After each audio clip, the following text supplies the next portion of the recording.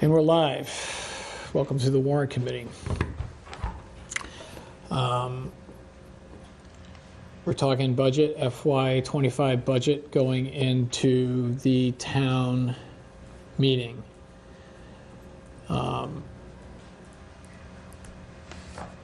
While at the same time they're having a very important meeting right now at the Board of Health to decide the fate of the beavers. So, keeping that in mind. We're going to first, so on our agenda tonight, for our consideration, we got budget presentations by library. We're going to go in this order: cemetery, library, police, and then Board of Health.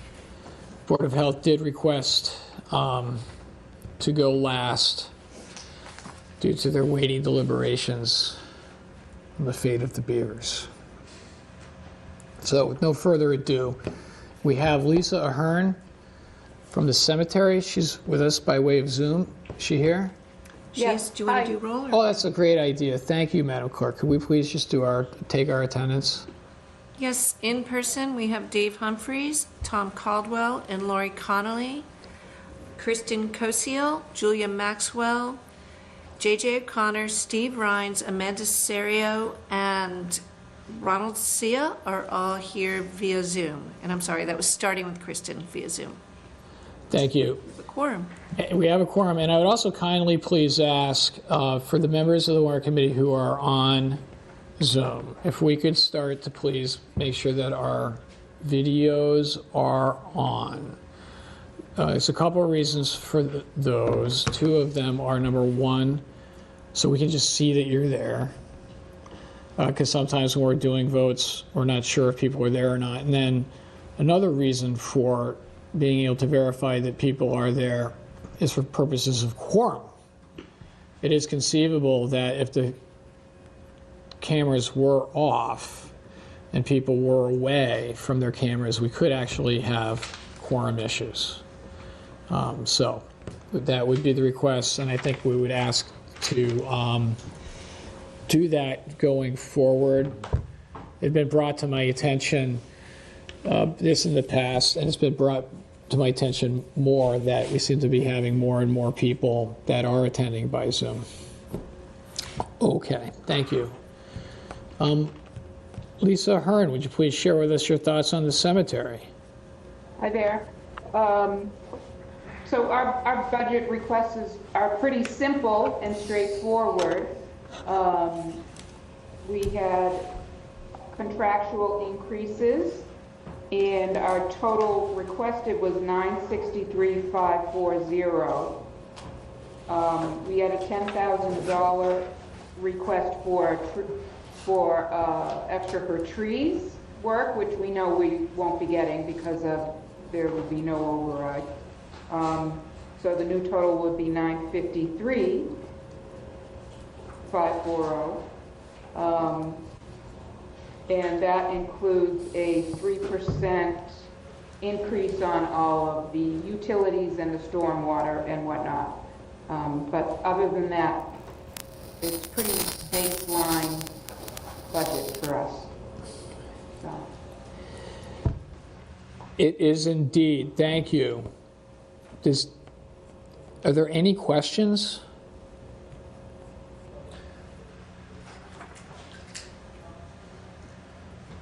I have a question. Lori Connolly has a question.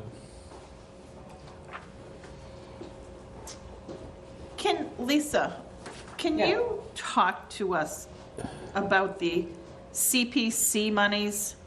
I'm looking at Schedule B of the documents. So it's not really revenue and expense so much as it's a balance in what appears to be other available funds. It's like a revolving fund. So I applied for a CPC grant for about $120,000 and for headstone restoration in the oldest and most historic part of the cemetery.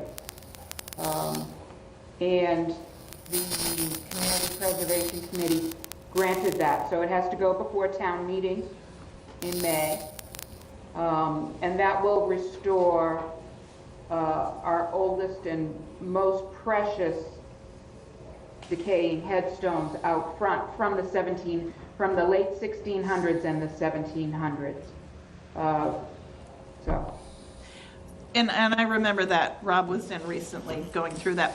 But there's like 2 lines on the schedule for the cemetery that is, I don't know, it's Fund 8140 and it's like 2.1 million. And then there's another one in 8240, which is CPC expendable for 2.9.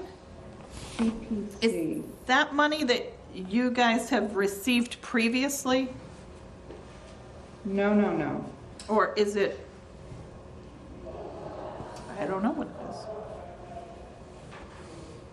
They're just big balances, and I was just curious what, Is that's perpetual care? Is that perpetual that's care. perpetual care fund. So that's entirely different. That is an investment fund from portions of the sale of any new graves go into, they go into 2 accounts. They go into burial rights, and 30% goes to burial rights, 70% goes into perpetual care. And it's investment fund to run the cemetery in perpetuity. So this cemetery never becomes uncared for. So it's an investment fund. okay, great, thank you. And then our fees during the year for opening and for all the other services that we do get turned over to the general fund for the town. Gotcha, okay. But when we sell a grave, we put 70% of that aside into this perpetual care fund that, yes, it is confusing. It did look like community preservation. Right? Yeah. So that something like a land takeover, you hear about cemeteries that become uncared for and then they become some kind of a residential development down the line. That will never happen here. Okay, great, Yeah. thank you.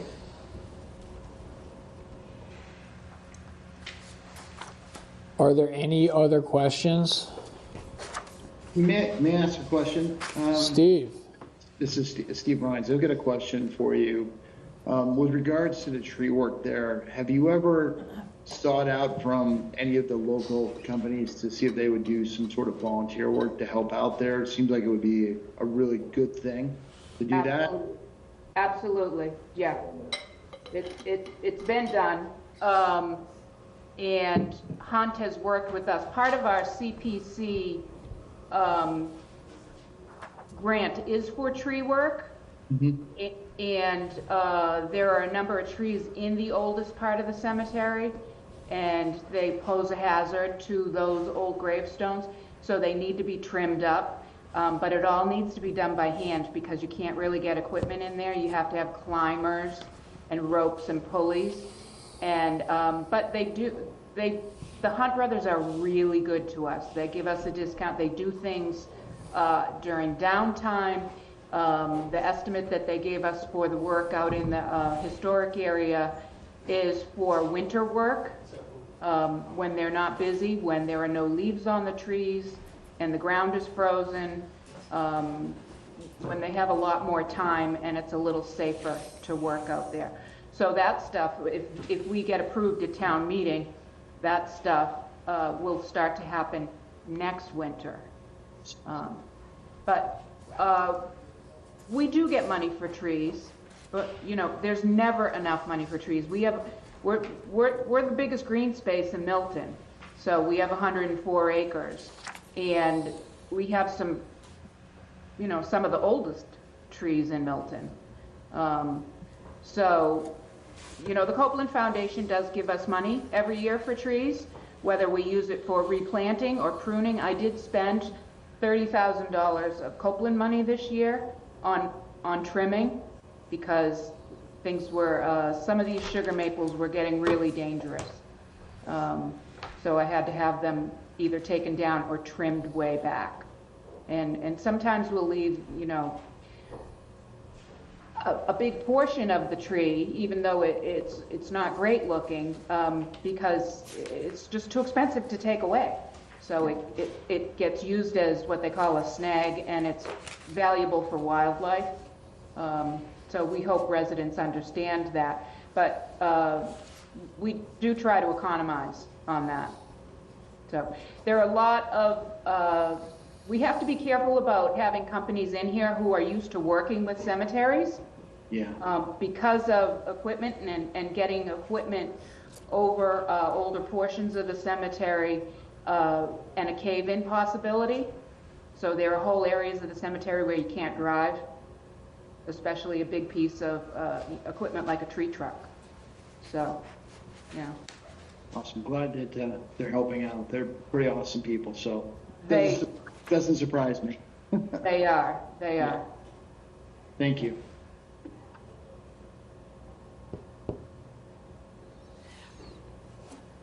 Are there any other questions? Lori Connolly has a question. Lisa, I remember last year, I think it was that there was money appropriated to improve the house at 211 Center Street. Can you comment there on was- what's happening with that? There wasn't money appropriated to improve the house. We used our own funds for that. And we've consistently used our own funds. We Really? did set up a revolving account Oh, maybe for that that house, so any rent goes into an account and we can use it for improvement of the house. That must be what I'm thinking of. What's that? That must be what I'm thinking of. I remember, because you were going to try to do some work to it. Yeah, I'm we not put in a new bathroom last year. Okay. And we had to use, we used money out of the cemetery budget until we got a tenant in there. And thankfully, the 6-month rent from the tenant, kind of reimbursed us back for that money. But we are looking at, new tenants. Is it vacant right now? Yeah, yes, it is. So it's on the market, and we're looking at new tenants in the next couple of weeks. Great. So, Thank you. and it will be a happy day when I get a tenant in. That. Maybe we could put the beavers in there. Are there any other questions? Kristen? Just a quick question about the tenants, just because we know how much it costs to educate children in our school system. Would that ever end up, I think we had said this last year, but that would never end up being like a Milton Academy family that had children? Is that, I was just worried that the money earned off the rent would be offset by adding more kids to the school system.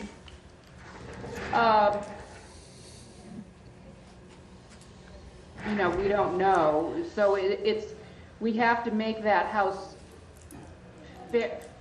available fairly and equitably to everybody. It gets advertised heavily. Right. So, you have to pick the best tenant, the one with the best, credit rating, the one who has good references. We haven't, we've only had but one tenant in there so far because the house was pretty antiquated, but it's looking pretty good right now, so.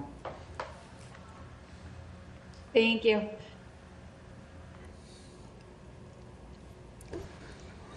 Yeah, I think Lisa Hearn's right about that, I think that they would have to be very careful in making sure that there was a level playing field in the consideration of who the tenants might be.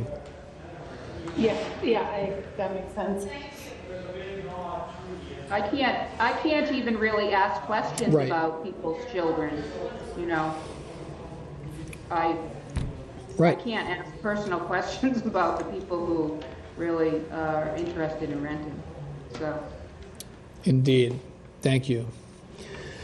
Are there any other questions?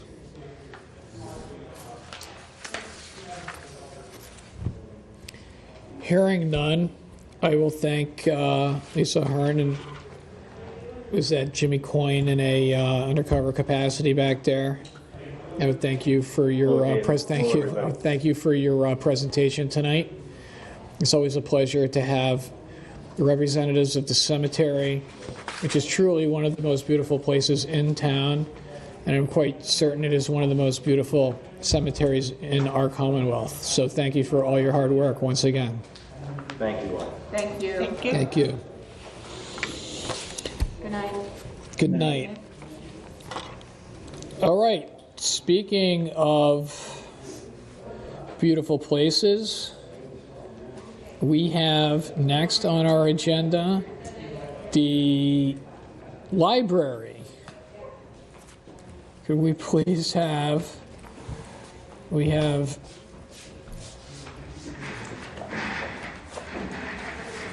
Mr. Adamczyk. Adamczyk, yes. Mr. Adamczyk. And Jim Potter, the chair of the trustees, is here. Sir, welcome. Thank you. Thank you for having us. Always a pleasure. So please share with us your thoughts on our free and public library. So thanks, everybody, for giving us this opportunity to talk about the library tonight. I shared a slide presentation that hopefully you have access to right now, and I'll briefly take us through that, if that's okay. Oh, all right. Hold on. We're going to. Well, while we're getting onto that, what we're going to talk about is a little bit of a review of our fiscal 23 usage, so you can see what funding the library accomplishes. Then we're going to talk a little bit about our fiscal 24, our current initiatives, what we're working on at the library this year, with a little update from the fiscal 24 budget, and then we'll talk about the fiscal 25 budget.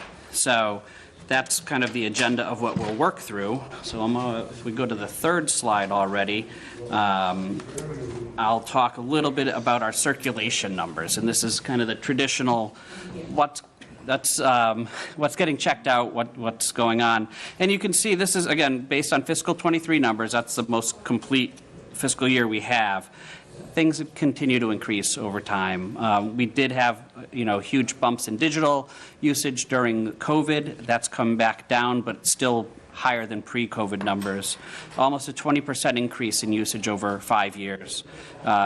Fifth straight year of over 300,000 checkouts, digital and physical materials, and the fourth straight year specifically of 100,000 checkouts of digital materials. If we go to the next slide, you can see what's the breakdown. What are people actually using? And it's more than half, about 55% of it is still the physical books that we all grew up using, and now, but a third of it is digital, and whether that's ebooks or digital audiobooks or other digital materials.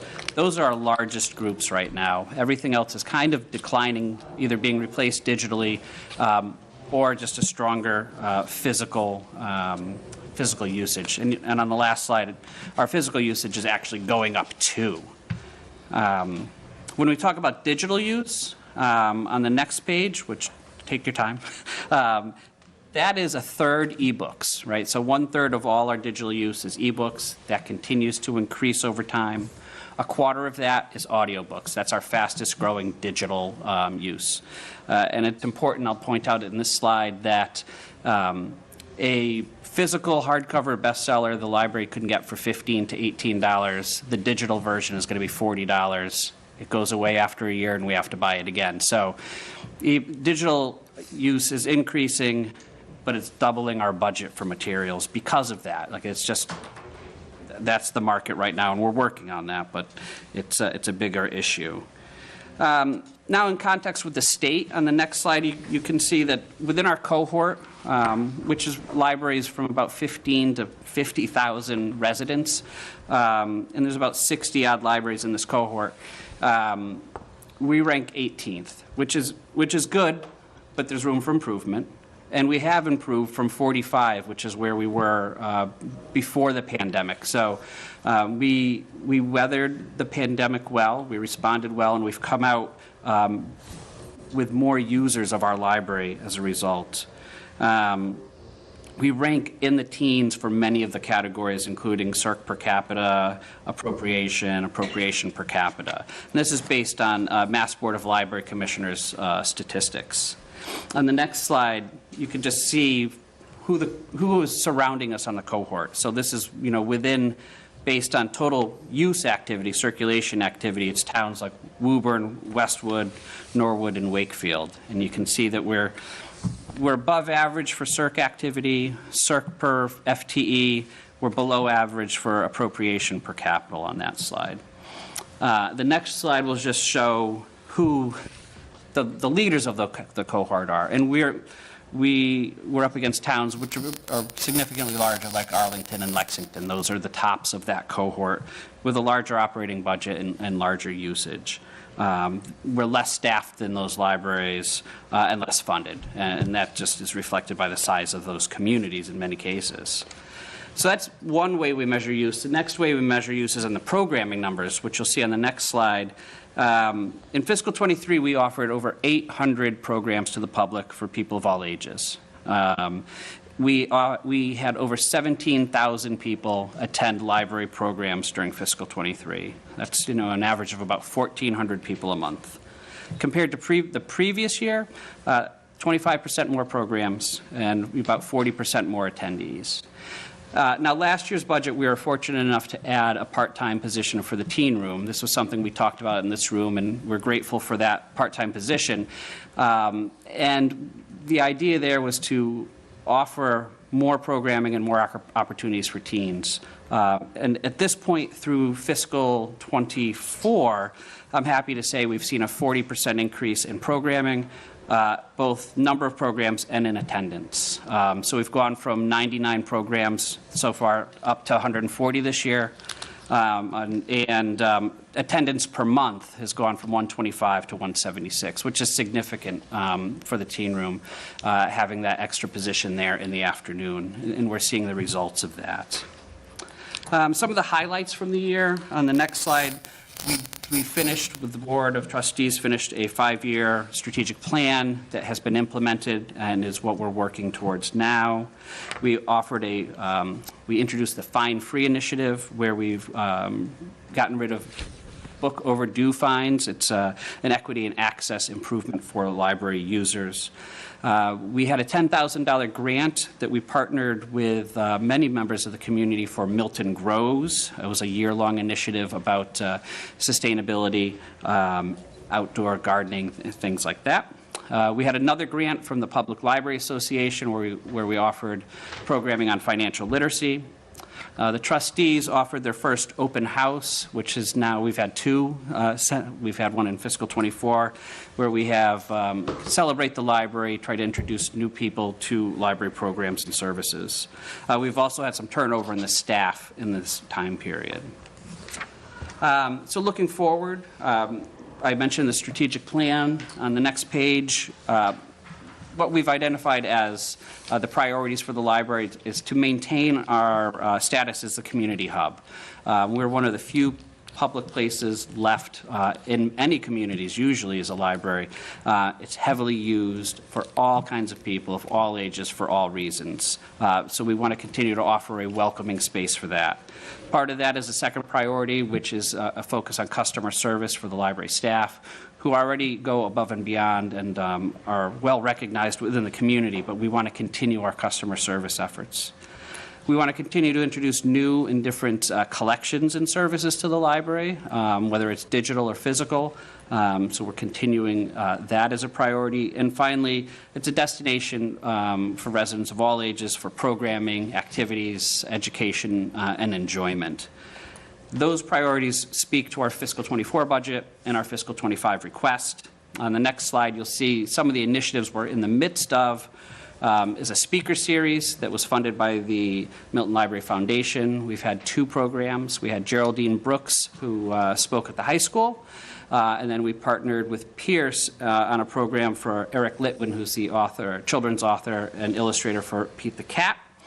We're working towards a 24-hour book locker solution at the main library, where people would be able to have access to books that they've placed holds on when the library is not open and available. We finished a patio accessibility project, which was an ADA compliance issue, so we can use our outdoor spaces more appropriately. We've had a focus on staff training and conference attendance, And I've been working with members of the Mass Library Association on state legislation related to ebooks and related to book challenges and the freedom to read. There is an ebook bill that is in committee at the State House, sponsored by Representative Ruth Balzer of Newton. We have over 30 legislators who've signed on as co-sponsors for more fair access and equitable costs for ebooks for public libraries in the state. So we're continuing to move forward on that. And then briefly, I'll just talk about how we've done it. We have a great team at the library between the trustees, the Friends, the foundation, and the staff. We try to be responsive and forward-thinking. We have a dedicated and flexible staff. It's a small staff. There's 21 people, including myself. Many are part-time. If somebody's out sick or somebody's on vacation, somebody has to move from point A to point B, and they're very flexible. We have an adaptable strategic plan to help keep moving the library forward. As I mentioned, we have support from our Friends and Foundation, and we have support from town departments like IT, the Consolidated Facilities, DPW, Police, and Fire. And it's great to have that support within our municipality. So on the next slide, we ask, how do we make the library the asset the town needs? And for our fiscal 25 budget, much like Lisa mentioned in hers, much of it is fairly level except for contractual increases, some inflationary increases to running a building, but also we are requesting 1.5 FTE, and these have been positions we've been requesting now for about 5 years, and they've gone unfunded. One is a full-time reference librarian position that would focus on outreach, both physical outreach within the community, but also be a social media person who we don't currently have anybody leading like a PR for the library. The other would be a children's librarian in order to offer more programming to meet the demands that we're seeing on a regular basis for children's programming. There's an electricity increase cost just from running a building, and as a reminder, the library is heated by heat pumps, so we have a larger electric bill and a smaller fuel bill. I will say that the last several years, our electricity use has continued to go down, but costs continue to go up. We've worked with facilities to replace all the lighting in the building. We have more energy efficient lighting. We've worked on energy efficiencies with the HVAC system. So we've been able to continually decrease the demand for electricity, but the cost is outpacing our decreasing. And finally, an increase to our books and materials line. Again, we're only funded at the state minimum requirement. So we're scraping the bottom just to get by for the state minimum requirement. This $15,000 would keep us at that minimum required level. So our full request is as close as you could get to $2 million without going over. And honestly, it just worked out that way. I laughed quite a bit. Compared to fiscal 24, it's about $172,000 increase year over year from what was appropriated, but it's only $116,000 more than what we asked for last year. It meets the minimum requirements to get the $62,000 we've been receiving in state aid funds, and it meets the increases for our priorities that I mentioned, salary step increases, contractual increases for many maintenance contracts that we have, and inflationary increases for our utilities. And this is what the majority of the funding for the library is, but on the next slide, I'd like to point out that in the past year, we've received over $200,000 in support from our Friends organization, which pays for almost all of the programming done from story hours to concerts across the board. They spend over $30,000 on the programming and lots of volunteer time. The Milton Library Foundation has donated over $100,000 in the past year to help support the Books Fund. A lot of digital books come from that, Chromebooks and hotspots. They funded the speaker series and made donations to our Milton Moves program. The trustees themselves have used trust funds to help fund our patio project, parking lot studies that we're working with on the Master Planning Implementation Committee, professional development for library staff and for our writer in residence program, which there's one happening right now that's been a great success this year. Another supporting organization, though not financially, I mentioned, is the Mass Library Association, who we work with on legislative efforts across the board. So that's a look at what the library has been doing, what investing in the Milton Public Library gets you, and what more investment could potentially meet the demands for increased usage that we've been seeing year over year at the library. So again, thank you for your time, and I'm sorry if I went a little long for you there. Thank you. I have a couple questions. Sure.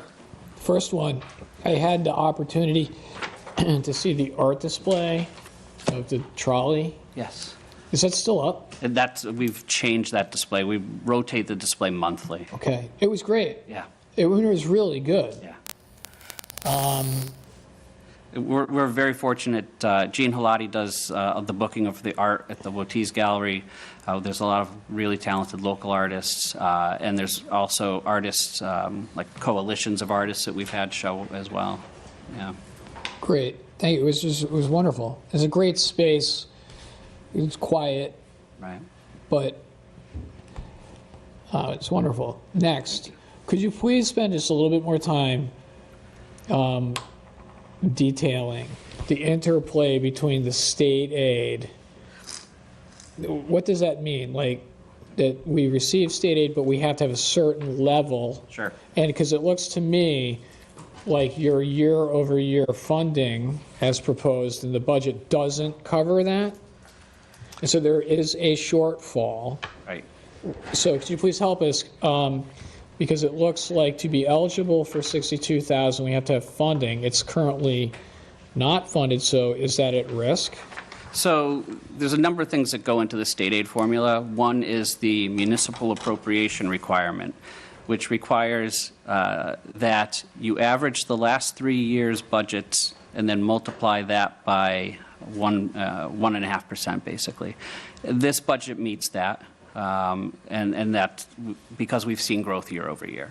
The other part is that you take whatever your fiscal 25 budget request is, and 13% of that let me stop. There's the materials expenditure requirement. You take your operating budget, multiply it by 13%. That's how much you have to spend on books and materials that year. In this budget, it's close. It's off by about 1,000, which is within the range that the Mass Board of Library Commissioners would see that we can get to that using Friends money or something, because it's a small amount. There's also hours open, having a library director with a certification and other things, but the budget presented today meets all the requirements to receive state aid. The confusing or complicated part of state aid is if you add to the budget overall, if I add $10,000 for copier paper, I have to add money to the book budget because it increases across the way. So any increase or decrease will affect whatever that line is. But currently, this budget would qualify us for $62,000. Okay, perfect. Thank you. Let's go Judy, then Lori, then Tom. This is on. So my question goes to, with the sale of the Kidder Library, the stipulation was the $500,000. Does that go into this library foundation? Did that money, I know you have to withdraw, you didn't get the lump sum, you withdraw it through a request to the select board who is managing that money? So the Kidder building was sold in the past year, and when it was sold, the money went into a new trust fund account that we've worked with the town treasurer on, and the trustees have the ability to take funds from that, but only the interest earned on it. Okay. So that there really hasn't been any interest accrued on that, and the trustees are discussing an investment strategy for that, whether that money the interest would be saved up to use for a project, or whether it would be used on an annual basis where there wouldn't be much growth off of the original lump sum. Okay, so we wouldn't anticipate seeing any of the proceeds of that into this regular budget? Not into this budget this year. I Not think this year. No, I think it would take a couple of years before that would become a reliable source of income. Okay. Thank you. Yes. You mentioned the operating budget. That, I'm assuming, includes salaries as well. It's not just like general expenses. That's everything. It's everything. That's everything, absolutely. And so that assumes that we would get the 62,000 based upon the formula given by the state. Has there been any indication of the governor's budget yet that that would not be available because the state budgets, the state revenues are lower? So that's a great question as well. So we've been really fortunate, and this is one of the things that I work with MLA on, is we've increased the state aid to public libraries. And just like the last 3 or 4 years, Milton's allotment has gone from in the $40,000 range to $60,000 range. As of where the budget sits now, the governor's budget level funded state aid, so we would assume approximately the same amount without any, we don't expect any decreases as of right now. We're working with House Ways and Means right now to, because the Mass Board of Library Commissioners requested an increased amount, so we're looking to see if we can push that number up a little bit from where it is. Okay, thank you. Yes. Tom? Thank you. Just first, I'd like to make a statement, if I could, as a comment. Thank you for all the work you do. Oh, thank you. Library, both, you and the trustees. It's something Thank you. that I and my family enjoy very much, and we're there all the time. Great. And our neighborhood and friends. So thank you. Thank you. for Thank all you. your good work. And Thank you. all just the innovative ideas and everything. I know a lot of people appreciate it. Nothing. Are you mic'd, Tom? Sorry, it's a little hard to hear you. Thank you. Oh, I'm sorry. I was just thanking them for all the great work. Thank you. Really don't. Thank you. But I just had a question, and I know there was, state aid was always a concern, but I just, on one of the lines from the funding from the trustees, there was just the parking lot study. Right. And can either of you share some of that information, or what you're looking to do, or Sure. what you're studying, or? I will try to answer that, and I might call on another trustee who's with us, Christine Hodland, to fill in any blanks. But I will go in a time machine back to when I was being interviewed for this position once upon a time, and one of the questions I got was, "What are you going to do about parking?" So this has existed before me, and it exists now. The library has 58 parking spaces. Jim and I walked over from the library tonight. The lot was full. People were parked on Canton Ave. That happens most mornings when we have children's programs, most afternoons when people are dropping off, picking up kids, many evenings when our meeting rooms are booked. So we've been working for a number of years looking at parking alternatives. We looked on Reedsdale, next to the library, but that's too close to a wetland. The most current update is that we've been working with the Master Plan Implementation Committee, and we met with the Select Board last Tuesday, to update them on progress. Cheryl Tagayas, Christine Hodland, and myself. We're looking at a parcel of land on Canton Ave, past the Yellow House, past the Powder House. Between that and the corner, it's town-owned land. It's part of the police station parcel.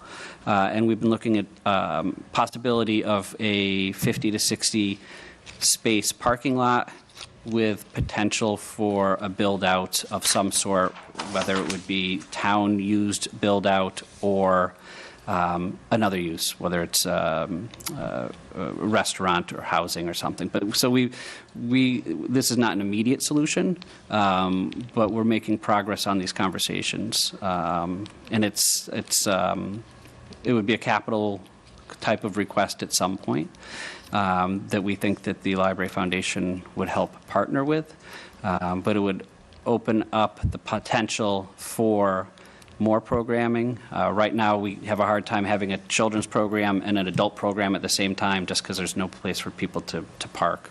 Again, it's something that we've worked with a lot of different committees, Conservation Committee as well, to get to the point we're at, and we're hopefully going to keep moving forward on that. Does that answer your question? Oh, yeah, it was just interesting. Now, is that something that the library will be kind of directing moving forward, just in terms of a capital request? Sure. I don't think I can answer that at this point. It ideally would be part of a Milton Center parking solution. Once the fire station is completely done, we'll have a better idea of how much the town hall parking lot is used, whether it would be overflow for town hall staff, fire station staff for part of the day. I think eventually it would go to the direction of the select board. Yeah. Yeah, parking's just not for the library, for the town center area, so. Right. Library being a big focus, but. Right. Okay. And that would be an inclusion of potential housing and commercial? I think that would be up to, I know the master plan implementation committee is working, and the select board would have a conversation about that, but it could either be a parking lot or it could be a parking lot with a build out of some sort. Okay. Yeah. Thank you very much. Oh, sure. Along with Tom's question, so if it was a build-out, would you have dedicated spots for the library? Sure. No park here? Right. So again, it's premature to give you a real I know, answer, but that would be the library's goal. Since we've been pushing for library parking, we would want to see some dedicated spaces specifically for the Perfect. library. Yes. Thank you. Sounds interesting. Is that Good plan. okay?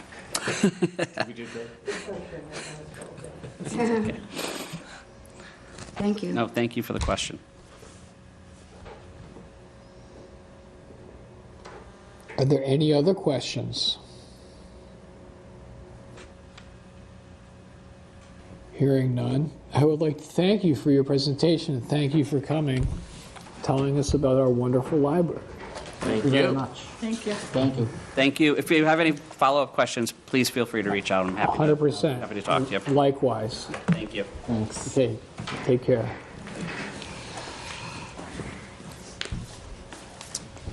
Okay, moving on. Please, we have Chief Kang with us tonight. Thank you for coming. It's certainly our pleasure. Could you please tell us all about the police department? Sure.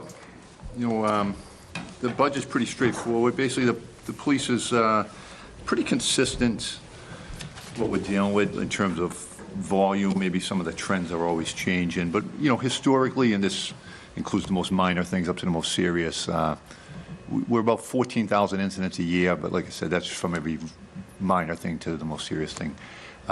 We're pretty much stick to that norm. I mean, you go back over 20 years, it's never really got above 15. It's never gone below 13. In the last few years, it's been in the low 14. So that's kind of the numbers. Delving a little deeper into it, there's trends. Things that used to be common, a lot of property crime really is not an issue anymore, like house breaks, a lot of larcenies, with the exception of maybe package thefts, things like that. But in general, there's not a lot of violent crime. Property crime is definitely down pretty much across the board from auto. Can I ask you why you think that might be? I think a combination of things, and I think one of the leading reasons is combination on house breaks. I think it's because more people work from home. So the primary target zone on that was always Monday to Friday days for residential breaks, where commercial breaks were like overnights. So on the houses, I think a lot of people work from home. Just COVID changed the world, and people really haven't gone back to that full time. The businesses, to be honest with you, a lot of them are less cash, just generational. People don't use as much cash. They don't have as much cash in those places. And another thing is just there's more money being made elsewhere and online, like financial crimes, scams, identity thefts. Sadly, those categories are very high, increasing significantly, and have been over the last several years. there's more money to be made. So that's trending up. Another trend in terms of, this is not really an online scam, but, it's a financial but not nutritional program. We really have a trend up too in some of these, like, you probably read about in the papers or see online, like gypsy type, Irish travelers and groups like that where they, will show up at a house to do work and, mislead people and offer them a good price. And there's a myriad of scams. We've been hit pretty hard by them recently. And, some people have lost, significant amounts of money, like, tens of thousands and stuff, sadly. So I think just there's more money to be made than breaking into a house, so to speak. So, that's kind of probably changed a lot. Not in terms of crime, but in terms of, serious, other types of crime. Domestics is always just kind of a steady, sadly. We put a lot of effort into that. But there's a lot of, dynamics that go into, what's happening inside people's homes. So that's pretty steady in terms of a common arrest type violent crime. Mental health is, off the charts. Mental health really is just, again, some of it's probably COVID, some of it's probably, better diagnosis, some of it I don't really know the reason why, but mental health, suicide calls are really skyrocketing. They have been for the last couple of years. Substance use disorders, they've been really steady. A lot of communities have seen huge upticks in that. We've kind of trended down over the past probably 8 years in a positive way on a lot of our substance use stuff. So, we're happy to see that, but, we still have it. We still have deaths every year because of it. But our numbers are not bad, considering, anything's tragic, but our numbers have trended downward on that. So, it's kind of a general overview, but, I tend to summarize just so I don't waste your time. I welcome questions on anything, you know what I mean? In terms of the numbers, the budget pretty much speaks for itself always. They're really, everything here is kind of level, the new equipment, the general expenses. The only uptick really is salary and wages, and that's not because of new positions or anything added into the budget. It's really just because the police were 2 years without a contract. They resolved that. So, you see these jumps where it's really reflected like the 2 past years plus we're obviously doing next year. So it's like 3 years worth of raises hidden all at once. So that's really the jump in the salaries, is just the compounding effect of 2-year-old contract being resolved and this being the 3rd year of it. But I welcome questions on anything. I have a question with regards to, you're talking about the overdose death going down. Is that, I'd be interested in your take on why that is. Is it the use of, say, Narcan? Is it just less use in general? What's your take on that? I think a couple of leading things. I think really I'll chalk it up to like 3 of the biggest things. I think one is they do a much better job now at regulating like OxyContin. It used to be pretty easy to get. They've really tightened that up due to tragedies across the nation, you know what I mean? So that's a little harder to get. That was leading a lot of our overdose deaths here about 7, 8, 9 years ago. So I think that's a huge variable. Now it's trended down. The danger now, there's a lot of synthetic drugs and fentanyl and stuff like that, which is kind of bringing it back up again. So that's a negative. And really a third variable is I think the programs we do, not just the police department, but the, Milton Coalition here in town and stuff like that. We do follow-ups, we do outreach on every overdose. And, just what you said, Narcan, like, the police have it, the fire have it, the ambulance have it. But beyond that, like, we'll go to families' homes, and if there's an overdose somebody survives, we'll give them Narcan. So now the family members have it. And we've also seen beyond us doing that outreach, the stigma of it's kind of gone. So like family members on their own, it's not uncommon for us to get the call, go to the house, and the brother's already Narcaned them. And it's not a house we've been to before, so they didn't get that Narcan from us. The family has got it and, recognize the problem and not afraid to have it in the house. Before there was a bit of a stigma with that. And, it will never happen and stuff like that. People wouldn't be prepared for it. I think people are doing a better job preparing. So I think that outreach, Narcan, things like that are really reducing it too. We still have the calls, but we definitely have less deaths.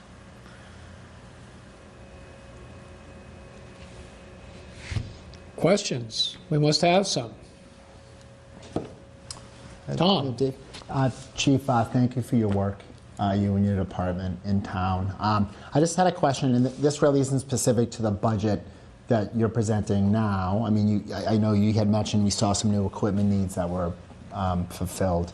How's the department doing in terms of your ability to like do forensic or digital investigations? Do you feel as if though your equipment, your training of specific officers is kind of like up to speed? Are you able to sap resources from somewhere else? I'm just curious, like, what if you're, you had mentioned with Mr. Humphreys asking the question just about like new trends in crime. So I just was wondering how your department is equipped now to. I do. I feel we're decently equipped. Equipment, a lot of it we do outsource just because of the size of our department. So we have depend on what it is, but we have a few, we belong to a regional group, and there's a regional like lab, not lab meaning blood DNA, stuff like that we'll send to like the state police lab. We send stuff to the Boston lab. But in terms of like computer crimes, computer forensics, stuff like that, we use the district attorney's office. We use a regional lab in Norwood. So in terms of equipment, we use our partners, which you mentioned, other resources, stuff like that.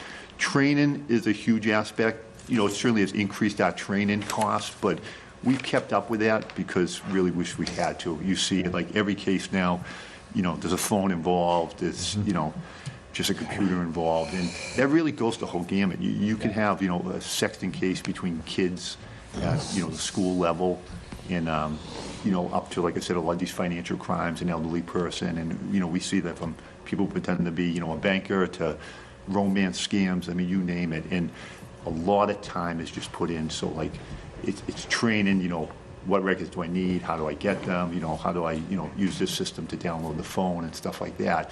So we got to train every detective on that and stuff like that, and even the officers on how to properly secure it so it doesn't get locked down and they lose information and stuff like that. So I feel like we've kept up with it pretty well, and the good thing is, the training councils and stuff like that and our law enforcement partners, they're keeping up with it, and they're pretty good about, outreach and, hey, we're running this training for this, do you want to send officers, or we're doing this. So as these trends are occurring, everybody's always adapting, but I feel we're doing good with it. Okay, great. Thank you very much. I appreciate it. Thank you. Appreciate it. Judy? To bounce off of Tom's question, I do remember some outreach from your department about some of these financial scams. Because they're more prevalent now than ever before, do you think there's a way to outreach other than the social media venue? Whether it be an event that you're able to have somewhere on town properties that people can come to that might not be on social media?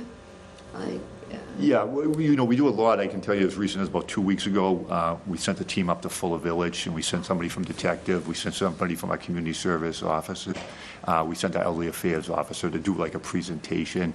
We've gone to the Council on Aging, I've gone myself. So we do tend to try and get those people who either maybe aren't online, they might be a little bit and they might be more vulnerable, and message that out. But we're always doing stuff, family members, if we identify, like, say we go to a call, it might be an unrelated call, it might be a minor medical, but we identify, say an elderly person that just in conversation, they learn some info, we'll usually reach out to a family member and say, hey, be cognizant of this.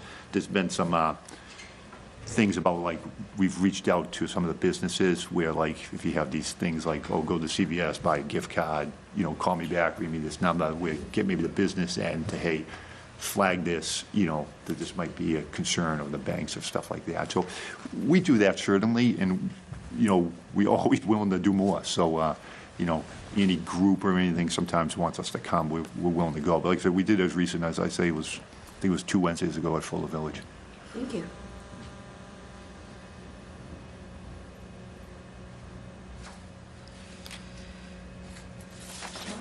Amanda?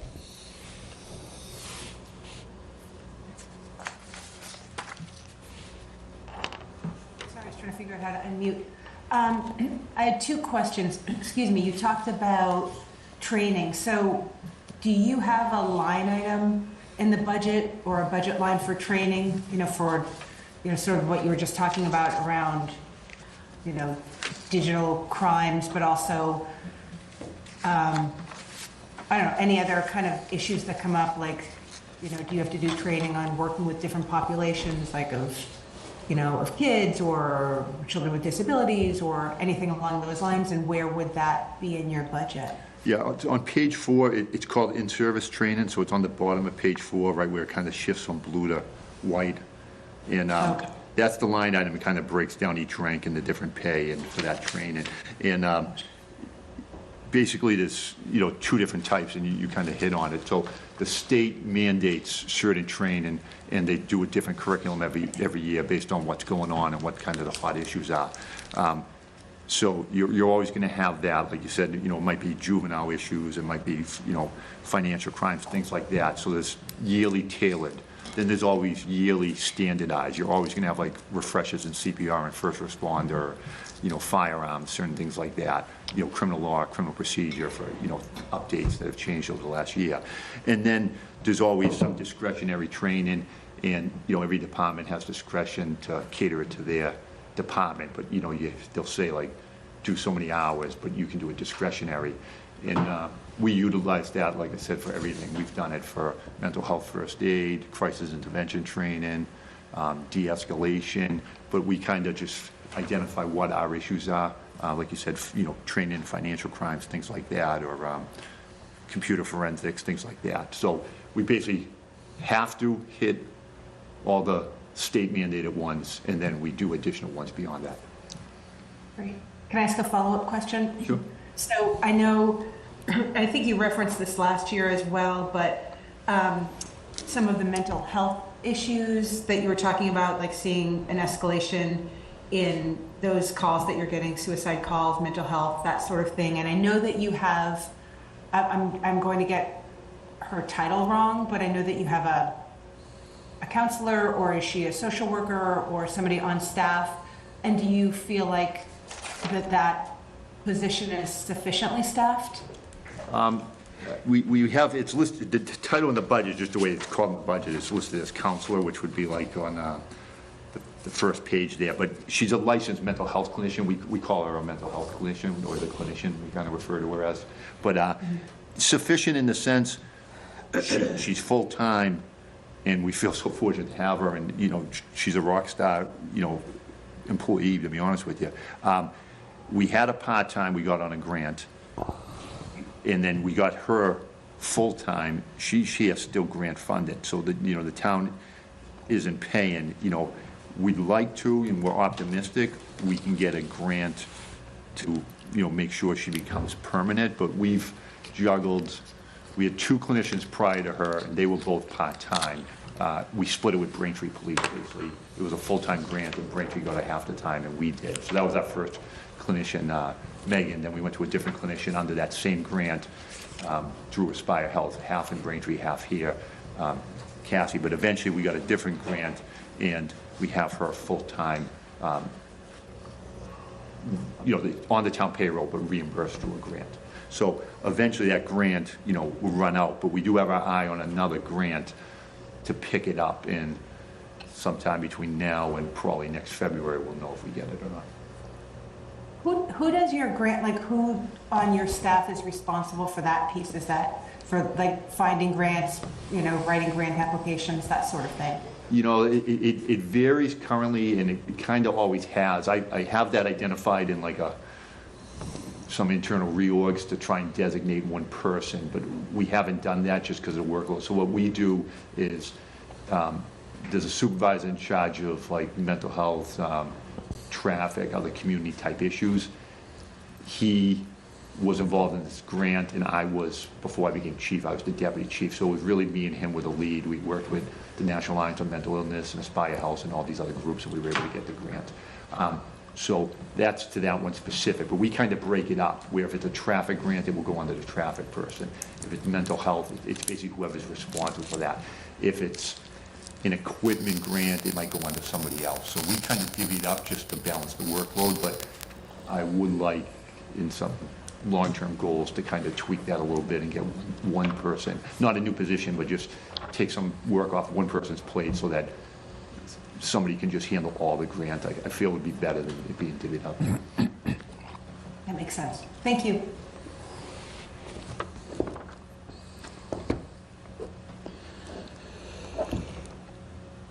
You know, this is our opportunity to ask Chief King questions. Lori? I have a question for you, and thank you for all you do. I had a conversation with Senator Timmelty, when, I don't remember when, but he said that he was able to get a grant for the police department specifically to try to address the speeding on Randolph Ave. Yes. Has that been successful? I don't want to say it hasn't. A lot of it hasn't been expended yet. And the reason it really has not been overly successful so far is it's just been hard to fill. So, you know, I can force people to work shifts, but I don't force people For overtime. for an extra, yeah. And, you know, it's a combination of things. You know, this is good, we're getting up to staffing, but we've really suffered like severe staffing crisis over the last 5 years. Not due to budget cuts, just due to an inability to get bodies in the building.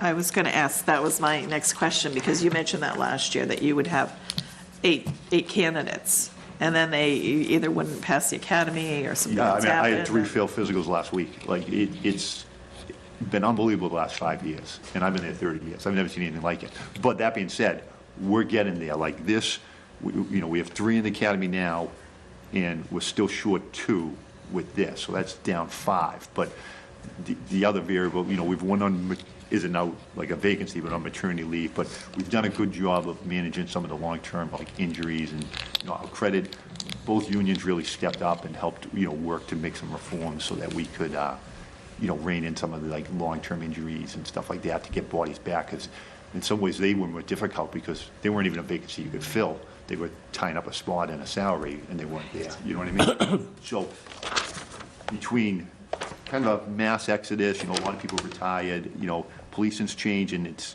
not getting the number of candidates that we used to get. And then the ones we've got, just it's unbelievable how many have either dropped out during the process, failed physicals. You know, we spend months on them, and then we lose them at the last second before they go to the academy. So what's happening is we were running every shift short, and then you'd say, like, so, do you want an extra, you know, traffic car? And then reality, that, you know, people just were like, no, like, I can get an overtime shift. Like, do I want to be on Randolph Ave writing tickets all day? Like, I'd rather answer calls. You know, I don't want to say there was a lack of interest, but it's the reality. Like, they were tough shifts to fill. So that's the bad, but the good is, you know, that money didn't get spent then. So that Correct. money's still there to target it. Our staffing is getting up. Like I said, we have 3 in the academy now. If we fill these other 2, 5, you know, it's getting back there. 1 on maternity leave, that's not bad. So we're down maybe 6 bodies. You know, that's good compared to where we've been. And, you know, if we get these 3 out of the academy up, as it gets more bodies back, it's easier to fill that stuff. You just have more people on that opportunity, and then other things become more competitive. Like, you know, if somebody wants to work, hey, those shifts got filled because there's more people here, or there is no overtime shifts because we're not short on the shifts, people are more likely to take that assignment. So I'm optimistic it will get better. You know, credit to him for getting that money. And like I said, the bad is we haven't filled a lot of them. We've tried numerous times, we put it out, just people don't take the assignment.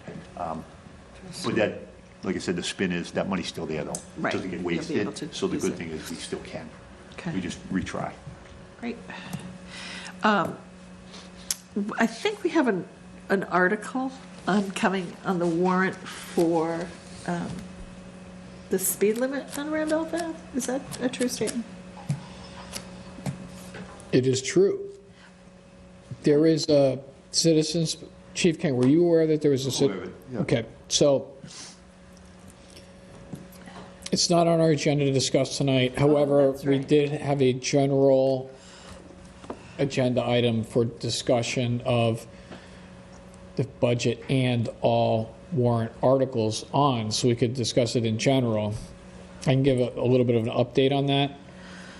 We're waiting on a final draft of a letter from the town administrator with regards to the home rule aspect of that citizens petition, which was asking to direct our delegation to say withdraw that home rule petition, but it's our understanding that the way that a home rule works is because the legislature has not taken any action on that petition that they had submitted, that it has lapsed and is therefore moot, and that any decision made by the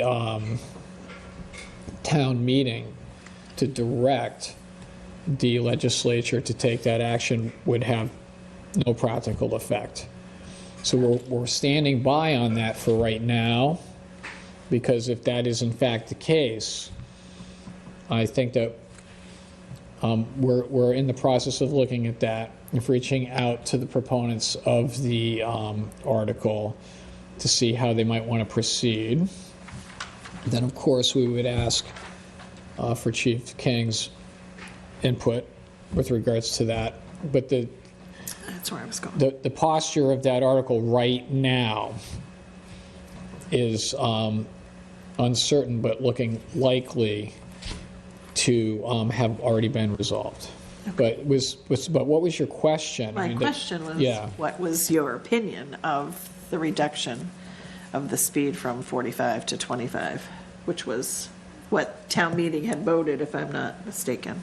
Yeah, you know, it sounds weird. I think people probably expect me to have like a strong opinion on that. And I feel like that's tricky to answer because in general, I agree with the concept of, lowering the speed limit, is safer. I also, reality, are they going to make Randolph Ave 25 miles per hour? Maybe they are, I'd be shocked. But, we have trouble enforcing the limit at 45. Are we going to be able to, it's got to be reality based. Are you going to be getting people like everybody, 100% of the cars are speeding? Are you going to be able to force them down to 24 miles an hour? I don't think so. So, I wasn't involved in that request. I'm aware of the article.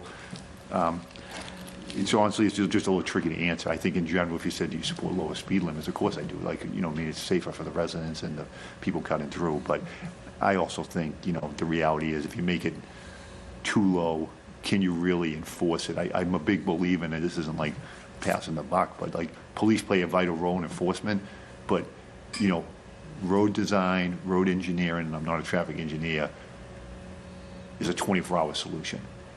I could put an officer there for 4 hours, but the other 20 hours, people are going to gamble, people are going to take that risk. So I'm a big proponent of, is there a design solution that will solve this? And I don't say that passing the buck, because I think any design solution, you still got to know there's a legitimate enforcement mechanism, and that's us. But I think the most common thing is people think the police can solve that. Randolph Ave's an awful road, Correct. brutal crash data. It needs drastic changes, but even if I had officers there writing tickets, I don't think that's going to solve it. A lot of those, a large number of those accidents are, a car turns left in front of a car going straight. That's a tough thing, like an officer ticket. It almost, by the time they do it, the crash has occurred. It's, Correct. They might get a ticket after the fact, but it's not like the police officer observing that. That's different than, they're going 70 down the road. That's easy for the police to enforce, you know what I mean? But some of that is just a split decision by an operator that causes that accident, or somebody, pulling out of a driveway and, somebody looks down at their phone and for a second and they plow into them, you know what I mean? And it's, the person shouldn't have been on the phone, but the person pulling out of the driveway is supposed to yield better, so those are tough to have the police solve. But like I said, that's just not passing the buck. It's just, I think it's a bigger picture. Thank you.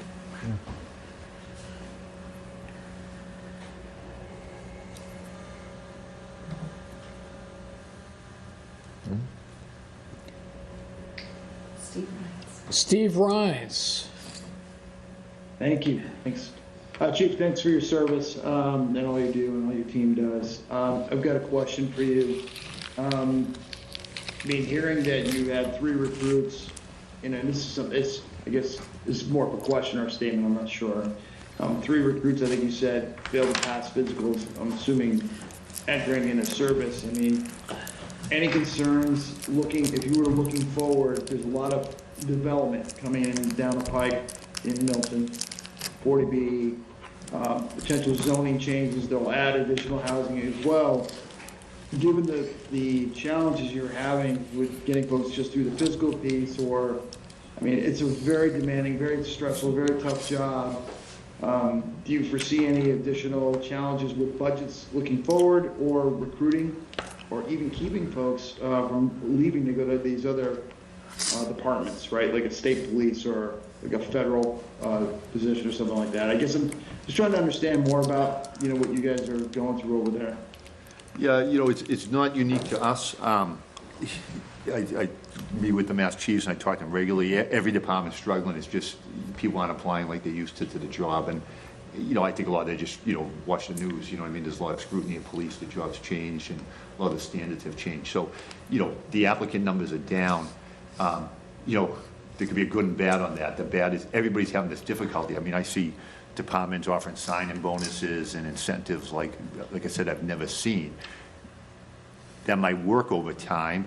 The tough thing now is, we've been fortunate here. We haven't really lost people to other departments. It's always a risk. I mean, I have one in the academy now who's definitely going to get called by the state.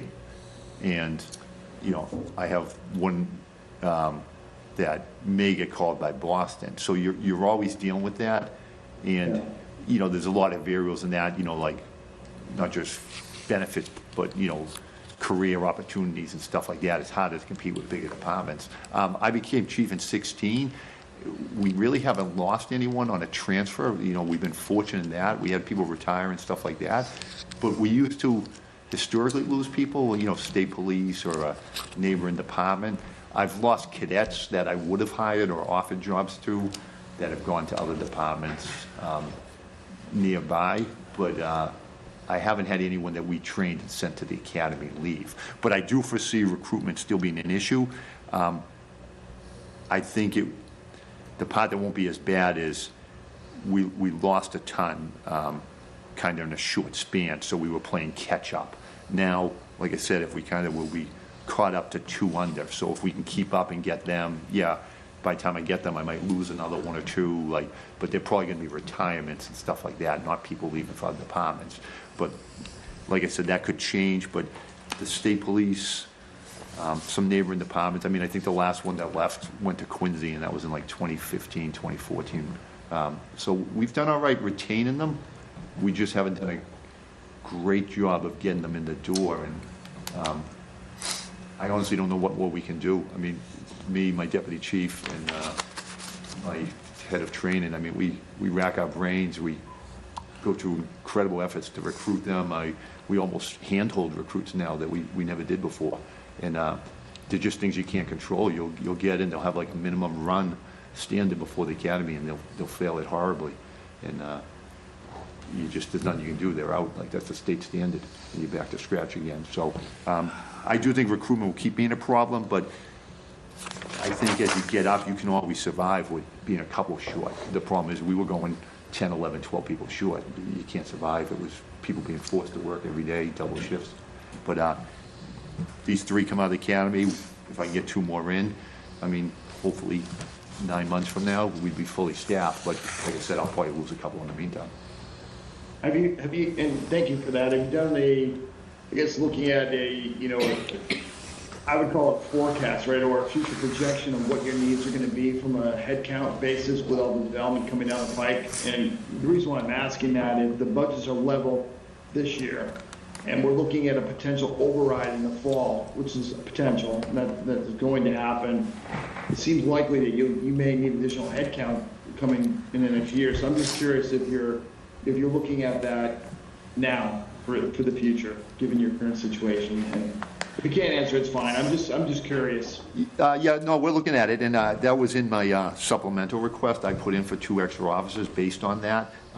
I realized budget circumstances, they pulled back on our supplemental, but that's why there was a request for 2 additional. It was based on that kind of growth in population, growth in call volume, stuff like that. So I think long term, if that was to happen, that development and stuff, I do think we would need to seriously look at those 2. I don't think we need much more beyond that. Obviously, the more the better, but I'm also a pretty conservative, realistic person generally, so I try to be like that financially too. I think 2 is, a realistic number that would be, if this development was to happen and stuff like that, going over the next, 5, 7, 8, 9 years, I think 2 would be beneficial and cover the needs.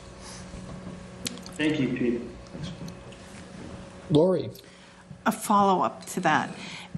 Are you saying, is that just like the 40B development that we know we have slated, or do you think you would only need 2 additional officers if we had 2,500 new housing units? Yeah, I mean, that was based on, who, are we gonna get 2,500, are we gonna get 200, like, nobody knows, you know what I mean? So Correct, it's a but million-dollar question. if we got Yeah, the full build-out. It was full. I mean, you might need more, but I feel like that full build-out, the number of years it would take and stuff like that, I think 2 would be fine in the meantime. It's kind of based on, you know what I mean? I know, like, they're gonna start the Randolph Ave one by the DPW, that's 90 units, so, there might be a couple hundred people. I just base that on, some of these developments will happen, like the 40Bs, like you said, it's kind of separate from the MBTA issue. Right. The MBTA issue would change that in the sense if it became a full build-out, but I would imagine the number of years that would take, we could address that at a later point, too. Okay. All right, thank you. Any other questions?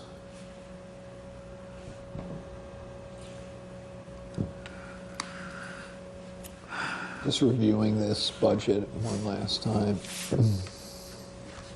Okay. No, I mean, the town budgets are very lean. Yes. They're, I mean, in this go around, in the FY25 budget, it's barely there, right? Like they just, I couldn't imagine cutting it any closer. So, Two hands up. You have Ron and let's go Ron, thank you. Hi, thanks, Chief. Thanks for the presentation. Very helpful, very informative. I just had a question. Is there anything, since you're here, is there anything that we as a warrant committee in our capacity that you would want us to keep in mind and look out for in the future? I just wonder if there's anything else that you would prioritize. Not really, I guess the 2 things long-term that I think are probably critical, and I appreciate that question. One's probably a warrant committee, one's probably really not, it's probably more of a capital, but in terms of the warrant committee, I just do think, like I said, I'm optimistic, and I think we've done a great job of getting some of these critical services at no cost to the town, and that's been kind of like a passion of mine. We have a domestic violence advocate, we have a mental health clinician, like none of these costs have trickled onto the town, but I do think that mental health clinician, if we were to end up, not being able to obtain a grant, I think, and that isn't a question for today, but future warrant committee, yourself and others, is be willing to absorb that position. I think that's critical. I think it's key to the officers. I think it's critical to the residents, and those mental health follow-ups and that outreach, it de-escalates so many situations, and so many tragedies happen in policing involving people with mental health and use of force. So I can't stress that position enough. If that day comes, fortunately we're not there today, it's being paid for. And then, the other thing kind of relates to that, and again, I'm kind of a reality conservative person, but this is really a capital thing, but I'll just throw it out there since you ask, is, I know we just got a new firehouse, I know they're talking a new school, I'm not claiming we need a new police station, but the police station is just too small. We need to add a little wing on or a little room. Like, I don't have offices, it's too bad you get a free mental health clinician or a domestic violence advocate, you don't even have an office for them. And they're making confidential phone calls, and you're kind of like kicking somebody out of their office so they can go in. We don't even have a room that can hold my staff. Like, so we're trying to go for accreditation, and you get policies, and you got to train people on policies. And all right, well, we'll train 10 people today because we don't have a room we can fit more than 10 people in. That's difficult to say, well, I'll take everybody off-site to the library or the council on aging and schedule it around their events. So I think there's some building needs. And those are really the two things. But I realize that second one really isn't so much a Warrant committee, but I just throw it out there. Those are kind of reoccurring things. The mental health fund in long term, not today. And I do think there's a space needs, but I'm not claiming some gorgeous new building. I'm just claiming we need like a little maybe training room with a couple offices just to actually fit our staff in. Yeah, I wonder, and this may not be suitable for this discussion, but I would think this community definitely supports the police. Are there opportunities for people to volunteer? Maybe we probably have a very highly capable and trained community. I wonder if there's volunteer opportunities that could fill some of those gaps if funding isn't available. But not something we need to, if it's not actionable today, it's totally fine. Yeah, no, I appreciate that. I mean, that's worth consideration, definitely. Thank you. Thank you. Amanda. Thank you. I just had, excuse me, one follow-up question on the salary and wage details. So I see where there are positions that are vacant, but there's one position that is unfunded. It's crime analysis. Is that a position that used to be in existence and isn't anymore, or? Exactly right. That's been unfunded for many years, to be honest with you. So the station used to have a civilian crime analyst when I worked there, but prior to me being chief, that's been gone many years. What kind of happened with that is there was a civilian crime analyst here, and when the town created kind of their IT department many years ago, our crime analyst became the town hall IT director.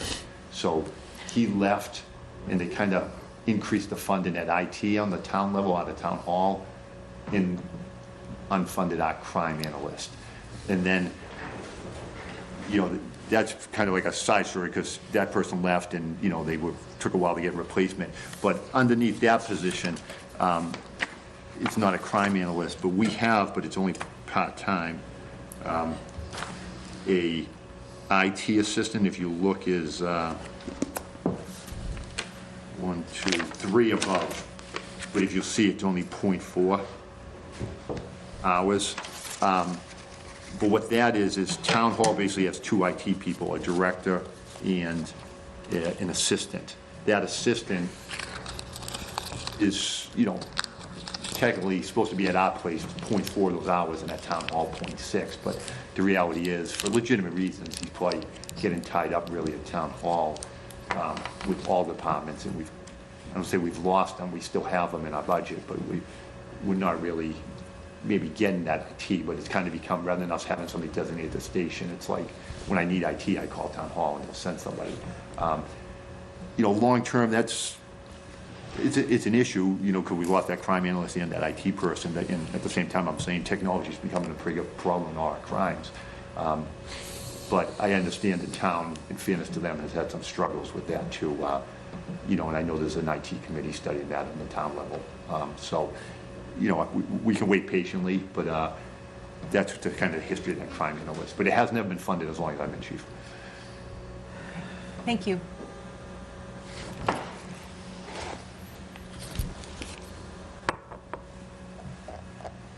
Any other questions?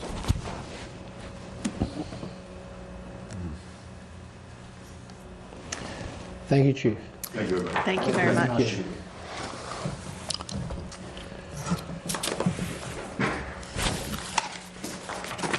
So maybe what we should do is, To the beavers.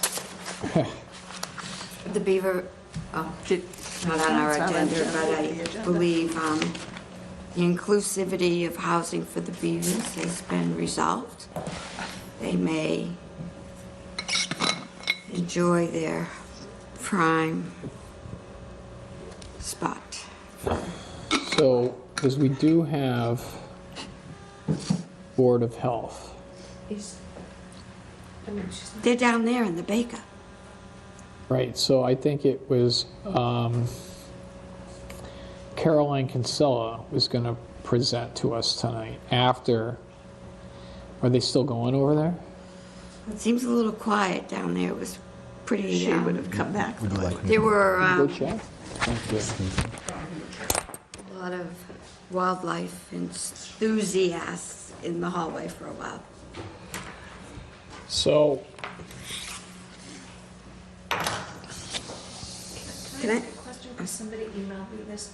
The numbers that you're referring to, that the chief, should I have forwarded those to numbers? Like when he goes over his detailed budget, I should know the answer to this. Where is that? so It's in the master thing. that was, you're right, so there was a shared, Is it in Fo- the Amy Dexter? Yes. Oh, okay, I just. It's not in the file that you sent the other day. No, okay. It's A from member back in asked like me in when- December. Asking, okay, It so, came out. have I shared it? Sorry. I believe that. Okay, I'll go through my, Yeah. On February 5th, I see that we got it. okay, I reshare it with everybody because I don't think everyone is able to find it easily. Thank you, sorry to interrupt. oh, it's no problem. Now, but Judy also brought up an interesting point that I was thinking about, which would be, how many beavers do you think we could put in the Kidder Library?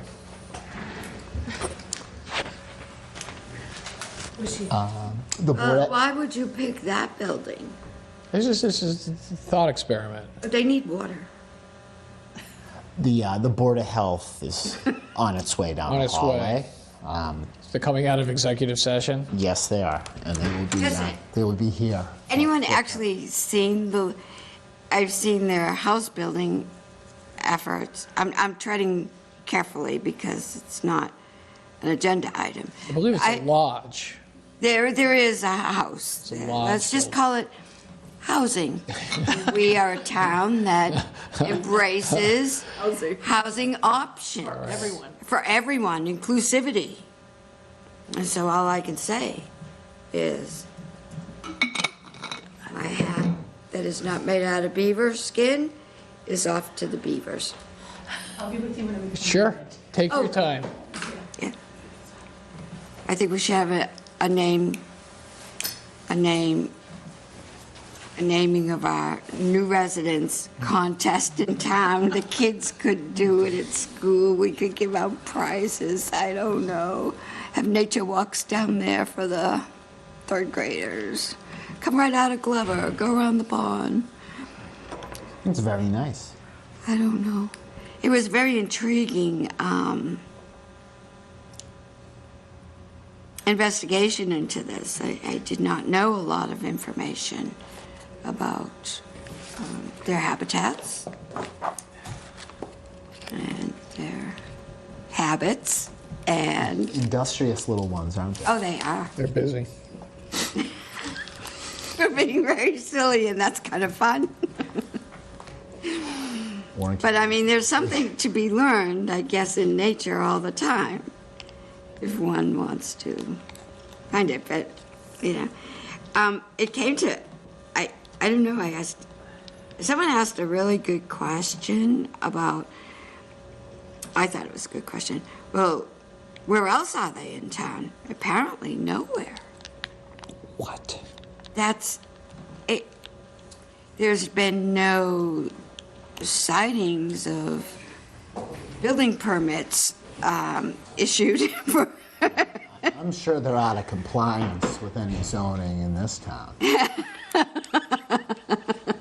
I mean, you can have a lot of fun with it. But They're brought in by a shadowy NGO. we were just. Welcome. We're just being silly here. Hi, thank you for seeing me. Caroline Thanks for Kinsella. coming. I was just finishing up our last meeting. I don't know if you got my PowerPoint. Yes. Just looked at this. Oh, beautiful.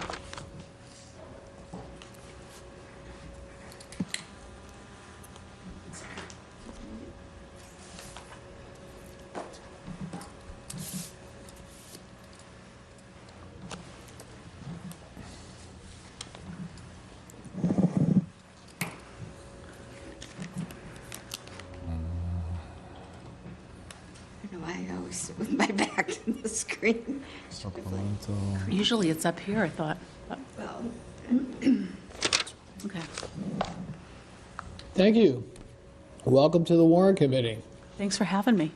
Our pleasure. Please tell us all about the Milton Public Health Department. Yeah, so what we do and why we do it. So our mission statement is, our mission is to achieve the highest level of wellness for all Milton residents. You can go to the next slide. By adopting reasonable health regulations, by providing preventative health programming, and by preparing and planning for public health emergencies. Next slide.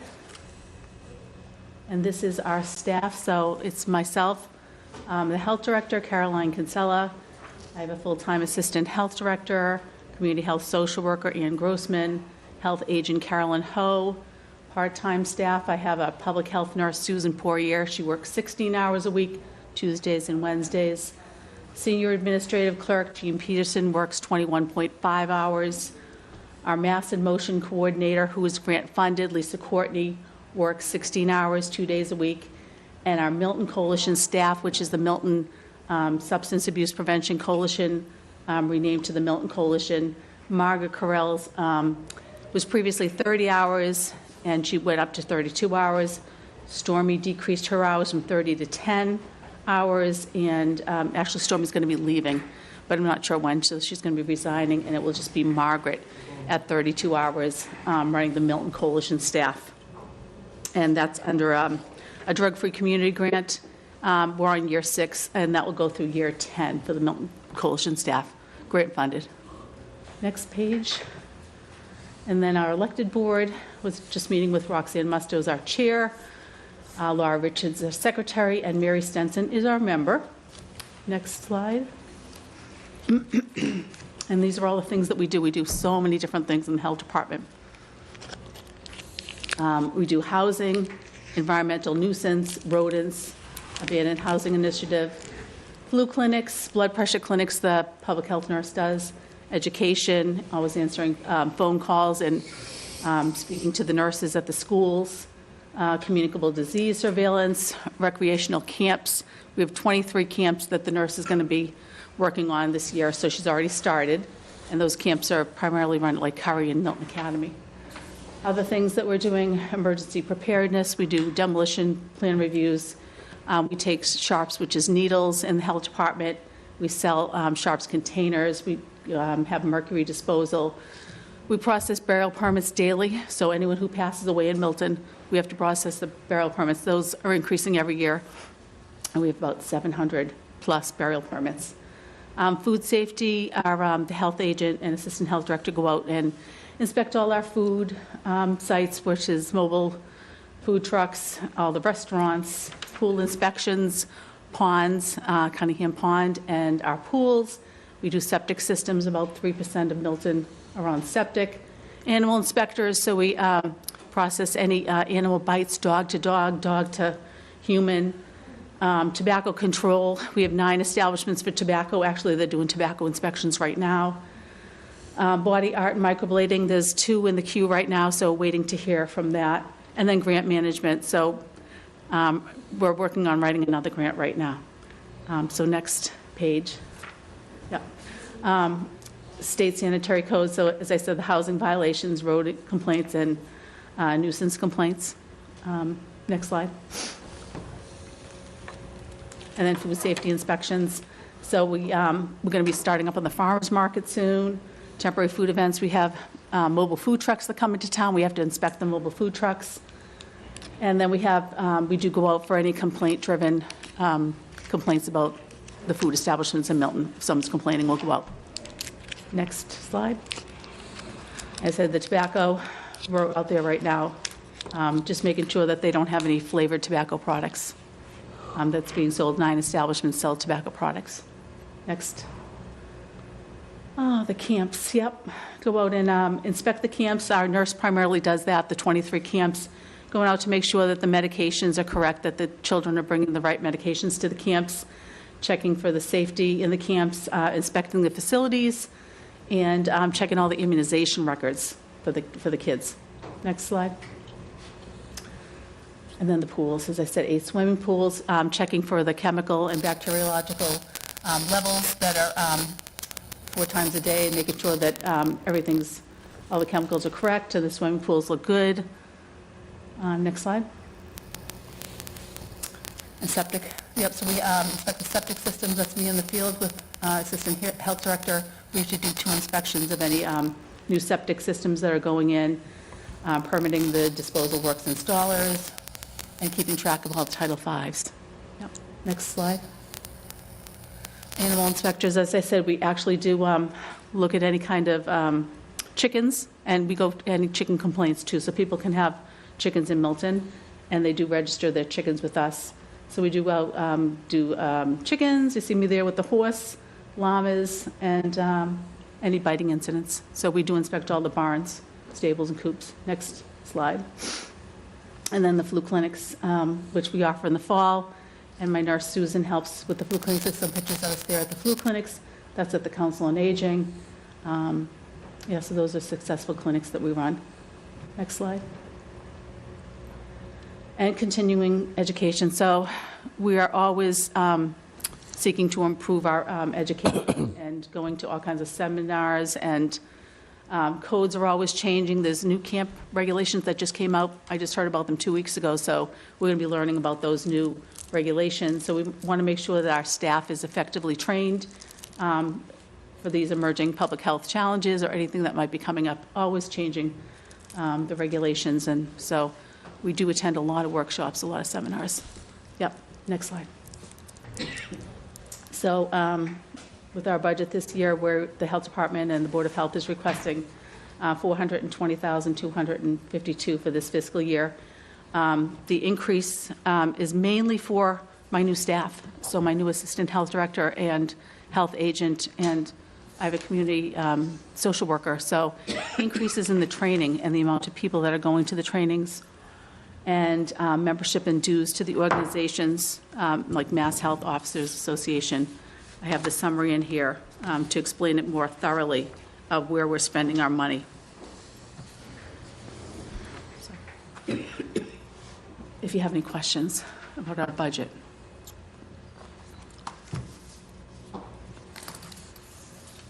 I have a question. Are there a couple things that you seem to do, like, that's what you do most of the time? Like, is there a certain thing you do more than the rest? That's a really good question. So we're always processing burial permits every day. We're always checking our queues for any new septic, and the new septic we're going to see now in the spring. So we're always checking to see if, like, new restaurants are coming in, El Barrio, so we're going to, the Milton House of Pizza went out, El Barrios is coming in. We opened El Barrios down in Central Ave. So any new establishments that might be coming in, mobile food trucks, so we have to keep an eye on the permit eyes, just to make sure, like, the Curry College is not having, some kind of event that we have to inspect, like a mobile truck that might be coming there. So every day is different. It's always very busy. You don't know exactly what's going to happen. And then in the spring, different things come up, like the swimming pools will come up, farmers markets starting to open, camps are coming in now. And then in the fall, it's the flu clinics and communicable diseases. We're always checking the queues for that to make sure, anything could come in, salmonellas or giardias and diseases. So we're right. Chickenpox. Oh yeah, we're conveying with the school. We're in touch with the school nurses. They could call us at any time to say, like, something's going on, and I want you to be aware. So we're in close contact with all the schools. Yeah. So. On burial permits, is that just for burials at the town cemetery or for whoever passed away in Milton? So they could pass away at the hospice in Milton or Milton Hospital. Yeah. Or someone might pass away at home, and they might have hospice coming in, and we have to process a burial permit. We process it, and then we send it to the clerk's office, and then the clerk processes it further than that. Yeah. So you're giving, to phrase it a different way, you're giving permission for a person to be buried anywhere. Yes. So we're in the burial mode of their choice. Yep. We're basically looking to make sure that everything's correct on the permit. Yep, that their name's spelled correctly, that their occupation sometimes it could be spelled incorrectly. We're sending it back to the funeral home. Yep. And to follow through on that, is the requirement of you to do a burial permit based on the fact that they're a resident of this town or on the fact that they deceased in this town? Deceased in this town. So, and so if a resident deceased in another municipality, that would then be their job to process. Correct. Thanks for explaining that. Thank you. So this is fascinating. So there's a death certificate too, though. And this is separate and distinct from that. So what's the difference between a burial certificate and a death certificate? And then, what's the public policy behind a burial certificate? Why do we have a burial certificate when we have a death certificate? Like, why do we have each? I think it has to do with checks and balances, too. See, we're looking for spelling errors, or I'll check to make sure the age is correct, where they live, or things like that. We'll look at things like that. And we do catch some mistakes, and we'll send it back to the funeral home. I think ours is like the first line of defense, sending it back to the funeral home if there's something wrong with it that we are noticing. Then we send it off to the clerk's office, and they look at it. Now, they might see something, and then it gets bounced back to us. So I think it's just kind of like checks and balances. And so the burial is for burial. Does it also include, if you were going to say, cremate? Correct. And so does this give permission to bury or cremate? Yes. So this is short. One would imagine there's a short span of time to perform this work so that... Yeah, so we check it every day. We check the queues, because if we don't process it, or sometimes it gets bounced back, the family is waiting for us to process that burial permit, so we've got to pay attention to that, too. And if they're from out of state, you want to transport. Yes, and that's another, transport the body out of state, yeah. A couple of different steps. Fascinating. And Very would you interesting. say the funeral directors sort of aid in this They're great. process because they've... Yep, so they're collecting the information first from the family when someone passes away, and they're talking and getting the information, and then sometimes we have to kind of go back and forth with the funeral director to say, like, we're not seeing something on our end, or we'll call and say, can you just check to make sure that this is okay, and they'll say, yep. Interesting. Not know. Very interesting. We should conduct a series of hearings. We should bring back Lisa Ahern. Kristen Kosiel has a question. Hey, how much, since we've had the hospice in Milton, how much has that increased, having to process the burial permits? Oh, it has. It has. Yeah, that hospice has definitely increased our, I think, say like maybe 300 when I first started. It would have just been Milton Hospital, someone passing away at home. But they have a lot of people that come through hospice, and people pass away there, so.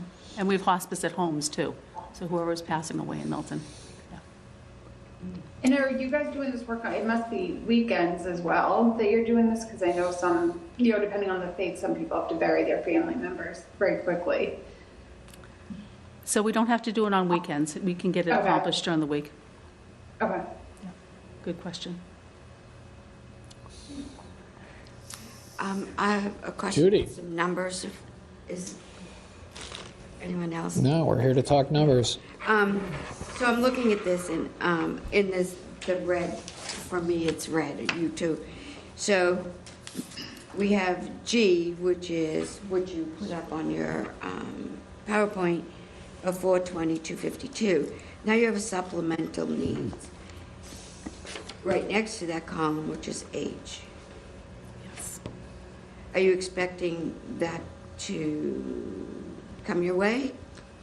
So I was hoping that it'd come my way. That supplemental, I think you're speaking to the 16-hour part-time public health nurse. 16-hour. So you need that amount of money to employ a 16-hour employee? Yes. So we do have a nurse, added to my staff. So Sue works Tuesday and Wednesday. I was hoping that we could get another nurse for 16 hours because communicable diseases or burial permits don't just land on Tuesday and Wednesday. And Sue's been a wonderful staff member to help me out if I have a bind, like on a Thursday or Friday and something comes in. But she's been very flexible, but sometimes you're just not, I'm very lucky to have Sue to help me out.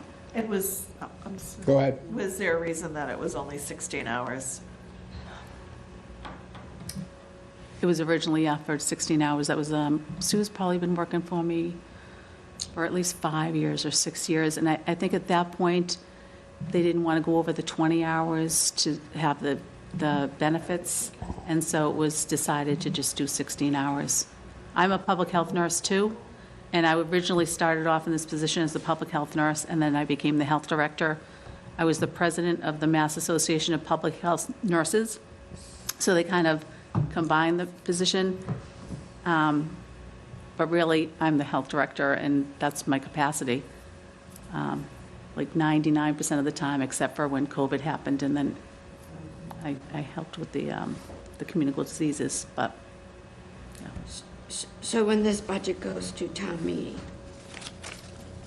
and they say, they have the opportunity to vote to the 445, you have over a column I. Who decides? I think it's already been decided that it's level budget.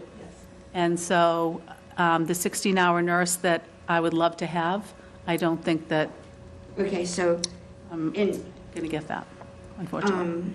to those watching at home and the rest of us here,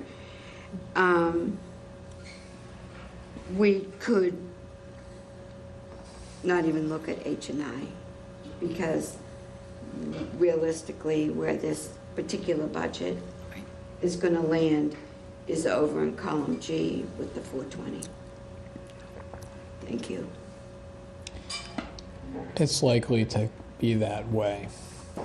Okay, It's currently that way. It's currently that way, and I guess there's another point, is the school committee, the school department is not the only department that's asking for Little extra. a distra, and right, and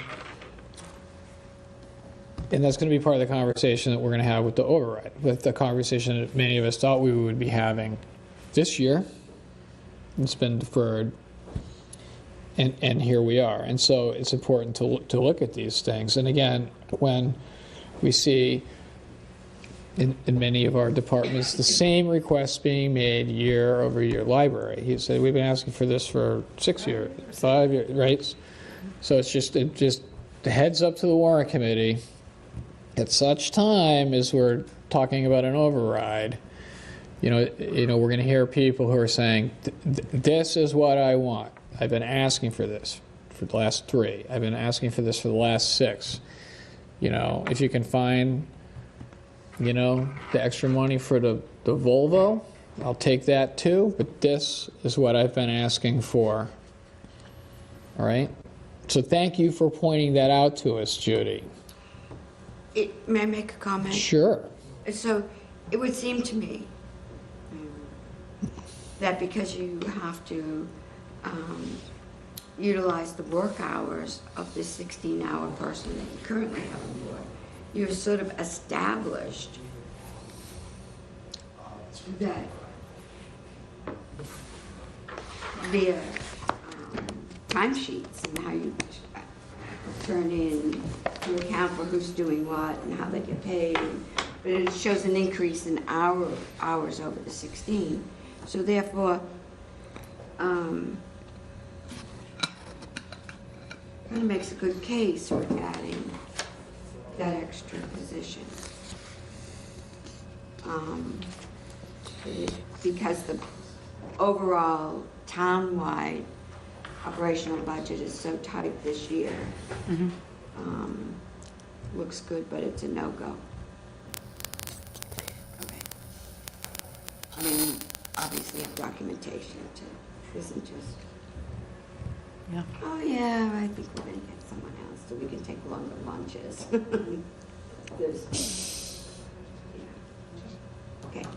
Thank you, Judy. Jay has his hand up. Jay? Hi, thanks. Just to follow up on that and the part-time person and helping out in extra time. I'd just like to confirm, hourly people are paid for the hours they work, correct? I certainly hope that the part-time person is not working extra hours and not getting paid for that. Can you confirm they're getting paid for the hours they work? She's getting comp time. So if something happens, like salmonella or something major happens, and I need some help, then, yeah. So she'll work on a different day and then get time off later? Yes, she could.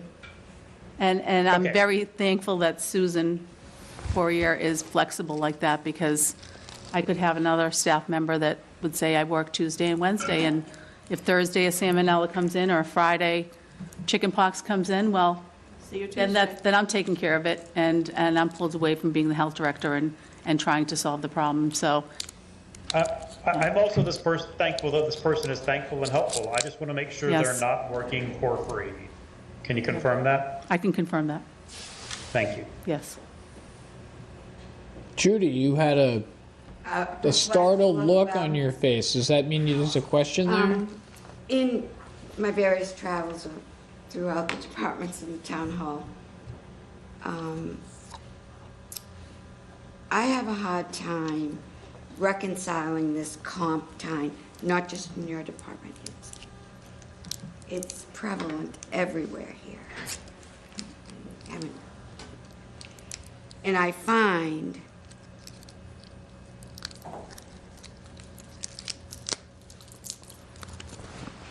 see, you can't account for this.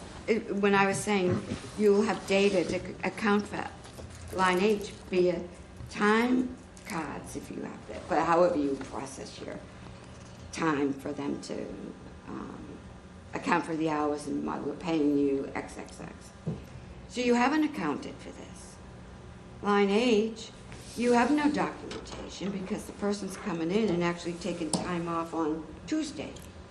You know, does this comp time have an expiration date, if you don't mind me asking? So I work for you on a Thursday for 2 hours, so that means some Tuesday I can come in late 2 hours. Correct. Pretend. Now, how are you accounting for This this? is spreadsheet. It doesn't seem to me, all you're accounting for is the 16 hours, one way or the other. Right. And does it have a time expiration? You're the first person I've asked this question to, although I have explored it in other departments, because I think just about anyone I've talked to would say, pretty much on record, it's tricky. I just picked tricky out, but there's another word. It's adding administrative.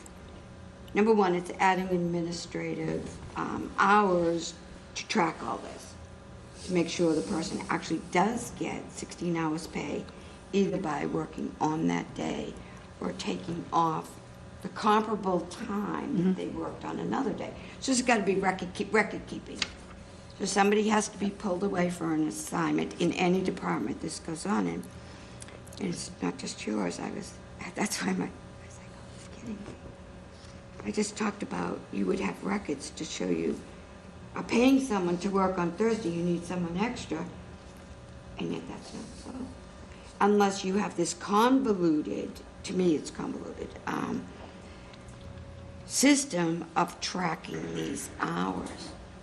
We do track the hours. And so, but you haven't tracked for extra. Do you see? I know what I'm saying. Well, I know what I'm trying to say. Help me out here, Dave. You're only tracking 16 hours, not extra hours.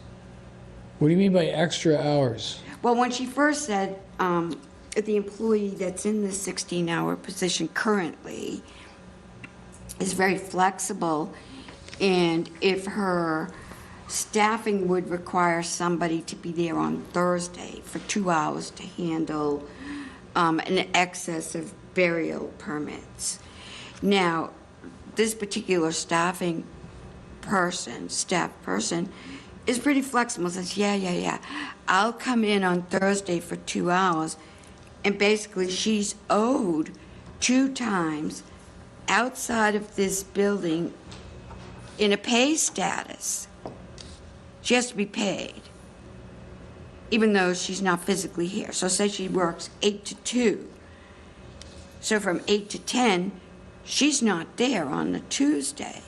She comes in at 10, and that's her in-house physical start time, but she was paid on the record from 8 to 2.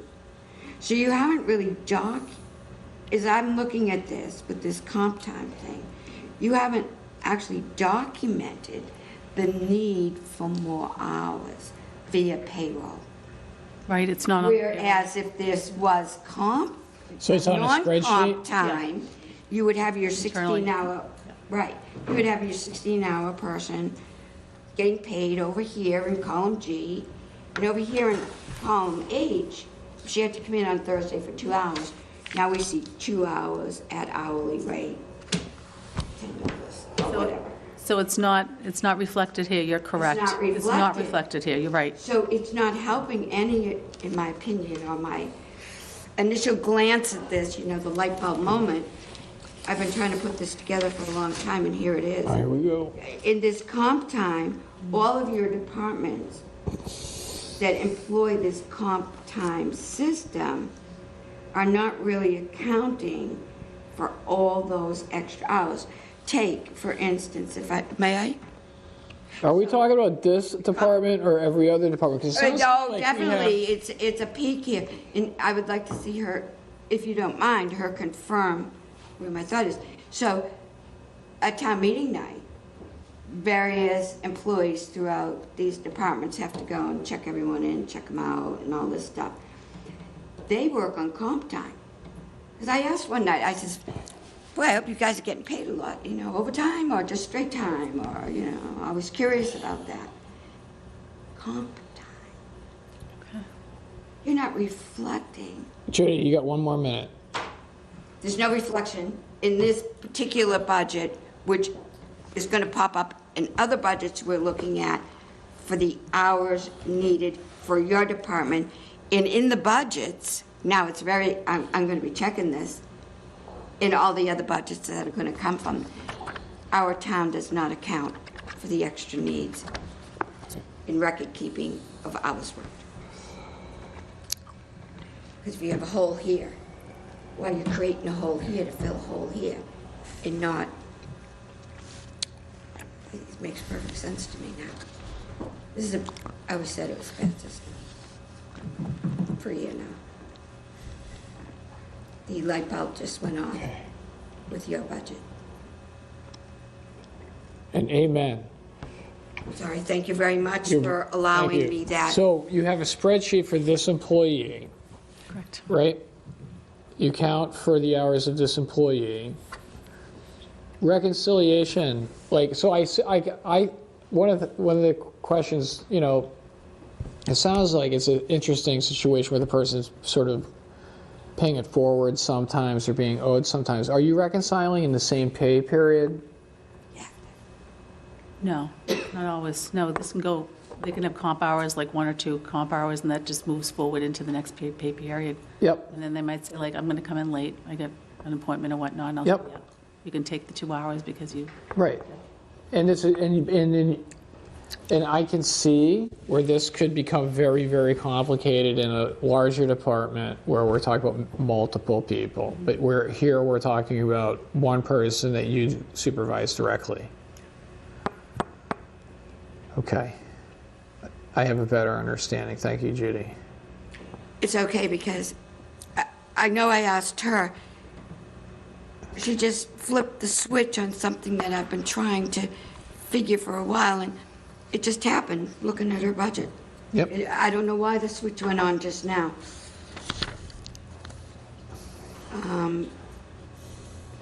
Are there any? You're asking for extra money, which you are, for what appears to be a very legitimate concern for better functioning of your department. You've got your hand tied behind your back because of this system. It's just a wish list. It's not a, I can prove this. Well, I think she could. She does not have these documents in front of us right now. but it would be arduous. Well, it wouldn't, So anyway. let me okay. see if anybody else has any Right, I questions. need to- Does anyone else have any other questions?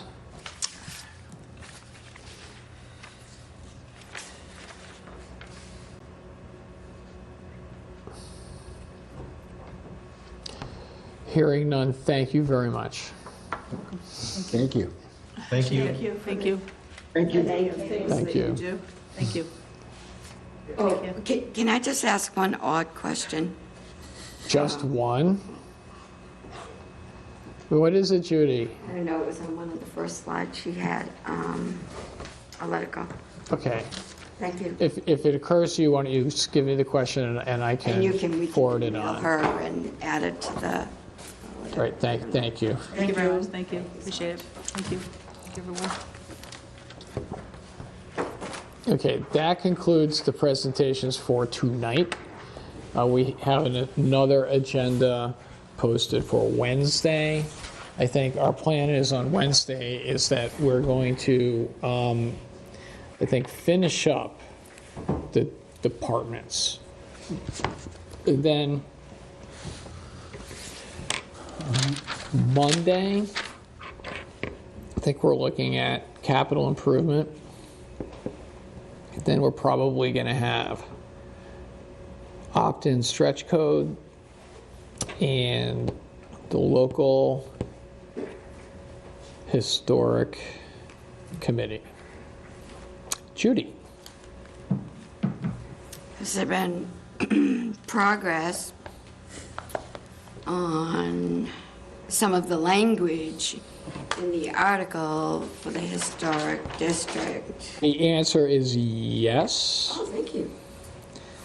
Is I had a conversation with Mr. Lawler today, and he and I came up with a schedule for how he and I and members of our committee can get together in order to go over another draft of that. And, you know, based upon my conversations with him and, you know, our conversation that we had when we last addressed that, I think that we'll be pretty close to tightening up that language to get to a point where, you know, the committee we can get to the point of voting with regards to what we want to do with that.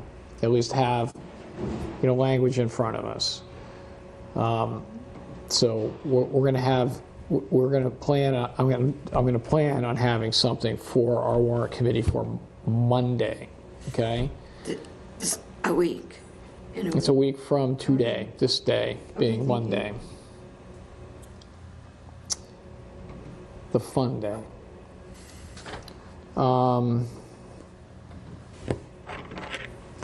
Then I think, like we'd said, is like for people's schedules, I think we should just have on it Monday, Tuesday, Wednesday, Thursday.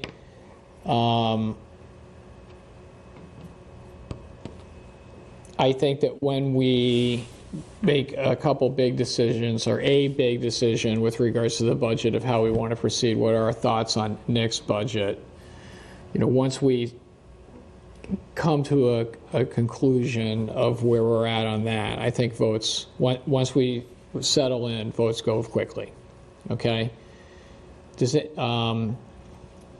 anybody have, you know, any thoughts they want to share with the warrant committee on, you know, this basic roadmap that I have? Okay. Does anybody have anything else that they want to address? I put as our last agenda item discussion of the FY25 budget and discussion of, you know, warrant articles in the annual town meeting warrant, just as a general catch-all. If there's anybody who has any, you know, anything that they want to bring up about, you know, this process, you know, relative to our preparation of the warrant for the annual town meeting. Judy. Anyone else out there? Jake, put your hand up as well. Oh, please let Jake Jay. talk first. Yeah, can you remind us of the status of the, there's a citizen's petition, not the old one, but the new citizen's petition about a speed limit or something? Yep. Okay. This is what I can report with regards to that, is I have received, it's a draft, so it's an important draft. It's got to be reviewed by town council. Yeah, it's been busy. So the draft indicates, I'm going to do my best here. Home rule petitions have a lifespan. So our legislative delegation had put forward this petition for the speed limit. Okay, so the speed limit is the subject of the citizens petition to direct our delegation to pull that back, rescind that, invalidate that, whatever word we want to use. I don't have it in front of me right now. The way it works is that that petition goes up to the legislature, and the legislature has to act on it in a certain time frame. Or let's just call it, it's dead. It lapses, it sunsets, whatever, it's gone, it's dead. So it looks like what happened is that in that home rule petition, it went up to the legislature. I think the procedural history is such that I think it was actually vetoed. And it was not, whatever happened, it was not enacted by the legislature. I think the governor vetoed it. Governor vetoed it. Mm-hmm. There we go. Thank you, Kristen. Governor vetoed it. So, it's done. It's moot. So, but we don't have that. We don't have that formalized yet. That's a draft version. The expectation is that that's going to be blessed by town council, who's been very busy recently. Okay. So what we're doing is like, when we get that, that's going to be important. Then we're going to reach out to the proponents of this article. Now, it's another interesting situation here, because the people who drafted the citizens petition are not from Milton. No. They are not. Can that be done? I'm sorry. So they put forward the petition, but it was signed by 31 members of our town. So the true proponents of this article are the 31 members of the town who signed the petition. That being said, I think that what we need to hear from citizens of our town why they want the article, not citizens of any other town, state, country, planet, solar system, universe, Milton. This is the Milton town meeting. So we're in the process of sort of figuring that out of, where are we at on this? We'll reach out, we'll get some citizens from the town to,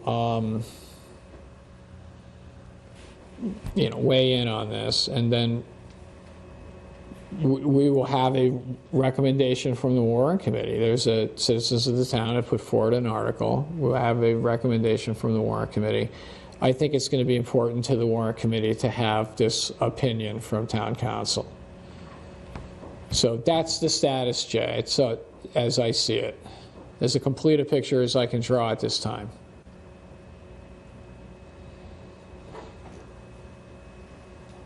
Judy. So, on this stretch article, the last time there was a presentation, there was some confusion, even that the presenter mentioned was confusing, and about renovations to a home. One of the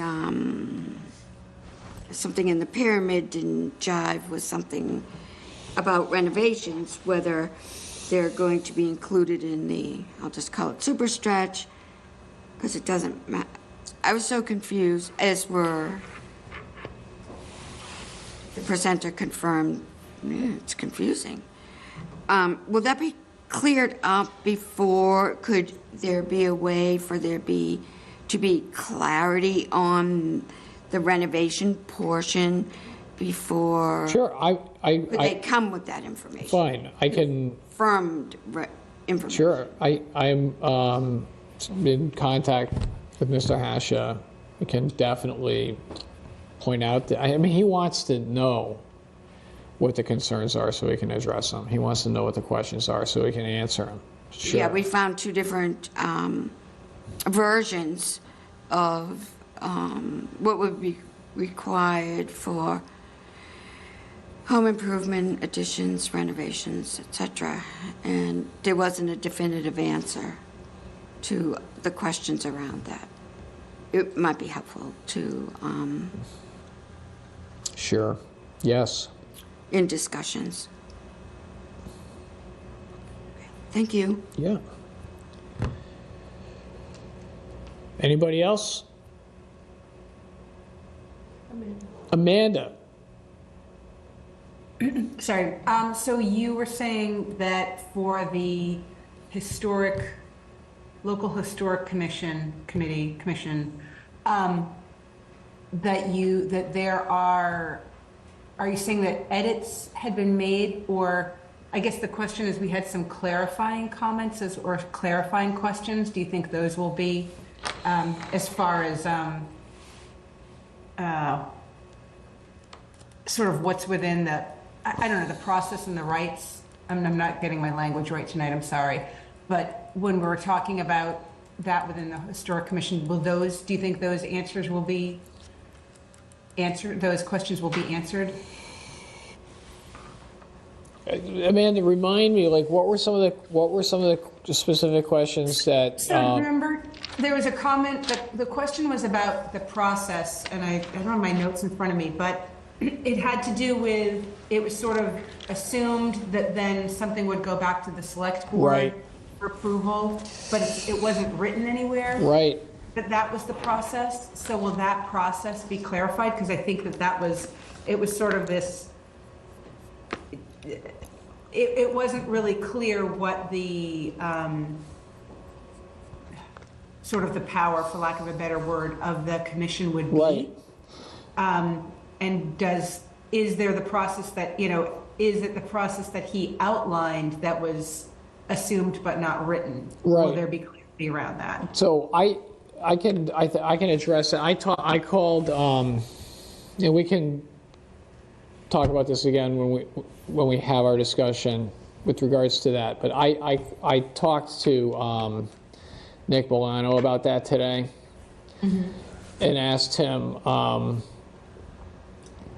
what was his experience with regards to these things? Because he had been in Medfield, right, Medfield, and they had one. So he had some familiarity with this. And in keeping in mind that it looks like a lot of this article, the bylaw, it's a very boilerplate. They used the draft from the state commission. I know it's not the state commission, but I think you all know what I mean. So is that I don't think that it goes to town meeting as a bylaw. It looks like the common practice is as written, that the common practice is as written, that the boards promulgate the regulation, that they do the 14-day notice, and then they're in effect. So is that we would adopt the so our conversation is going to be about the bylaw as it's written, right? And that was one of the reasons why I brought that question up. I mean, sort of like the purpose of the law as it is written in the black and white is to, there shouldn't be a lot of assumptions when it comes, right, it's just, right? And so it's there, and so the process is there. So I, you know, and then, so I think that that's the answer, is that if we're going to be approving a bylaw with the procedures there, that's what we're, you know, that's what we vote in, that's what we get, okay? And then the, it does look like this is, and we've reviewed these things, is that it does look like this is the start. Let's just put it like this. It looks like this is the starting point for local historic district bylaws, is that the commissions do have this power. Okay? And so, you know, keeping that in mind, you know, it's one of the reasons why, you know, the diligence to the review and the debate is important, because once there is a bylaw, there is this bylaw. Okay?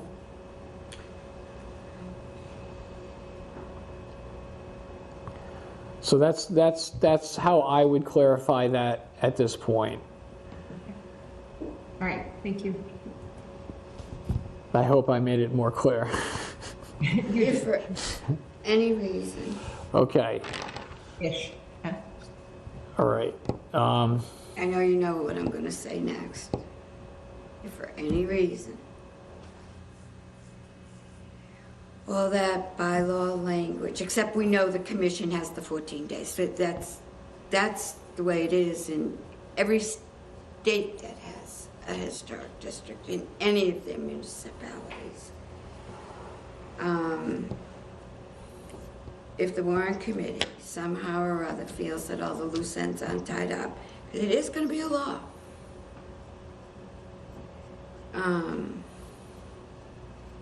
Do you have an alternate plan? You are confident, you have a great deal of confidence that you'll be able to meet the objective time. Right. So time objective. So this is right. Thank you for that time objective. This is what I'm trying to do. What I'm trying to do is to get the article tightened up so that the Warrant Committee, if it can, make a vote and make a recommendation, make a vote and a recommendation, so that if we do not recommend it. So what I'm saying is that we make a decision on the merits, not because we have a draft that needs to be tightened up for the fourth time, right? Is that we have a draft. If there's a difficulty with it, if there is an objection to it, it's on the merits, not because it calls for it calls for 7 positions, but it only names 6. You know what I mean? So can I spit it out, Judy? Just let me finish, please. I'm not done yet. I'm sorry. It's okay. So I want to get it to the point where we can have a debate on the merits. Now, time-wise, is that the bylaw itself still has to be reviewed by town council, who, as we've discussed previously, is very busy right now, arguing before the Supreme Judicial Court. Right? I've talked about the timeline with Nick, is that we feel that, you know, between our deadline to get to the printer, they can review it. If there's changes that need to be made, we could have time to address those things and get to the town meeting with language that there would be enough time to do it. Also, Mr. Lawler has to get the language approved by the state, which, because they're familiar with the bylaw, they're able to turn it around very quickly. Okay, so there are still some things that need to be done. So we can do our job. I think we can get it tightened up. We can have the Warrant Committee review it on the merits. There can be review by town council. If it's good, it's good. Again, because this is mostly boilerplate. It's been approved many other times, been approved by the state, but there's all that. So to answer your question, Judy, is I think that there is adequate time to get it done. Okay, thank you. Right? I just felt they're almost, somehow or other, they are separated for us, the merits, which I don't see a lot of objection to the merits, but I believe in listening to other members, there's a lot of concern for the language and intent of the language within that bylaw. So I would, in some way, hate to go down a merit vote with the idea, well, we can still fix this, and then not have it fixed, and then we've already voted on the merits. It was my impression, which could be not correct, that it wasn't the merits. It's all that, and it may be boilerplate language, but members of this committee found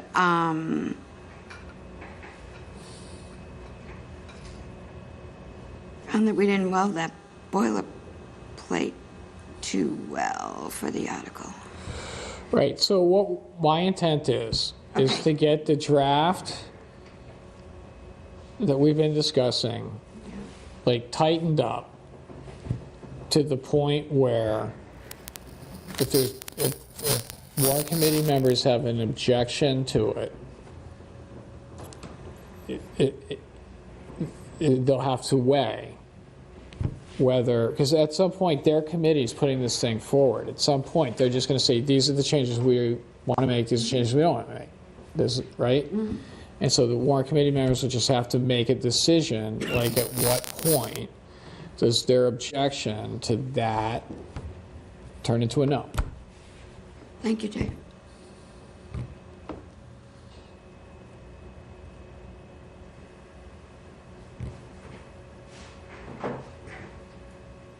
That sounds good to me. Thank you, Ron. All right.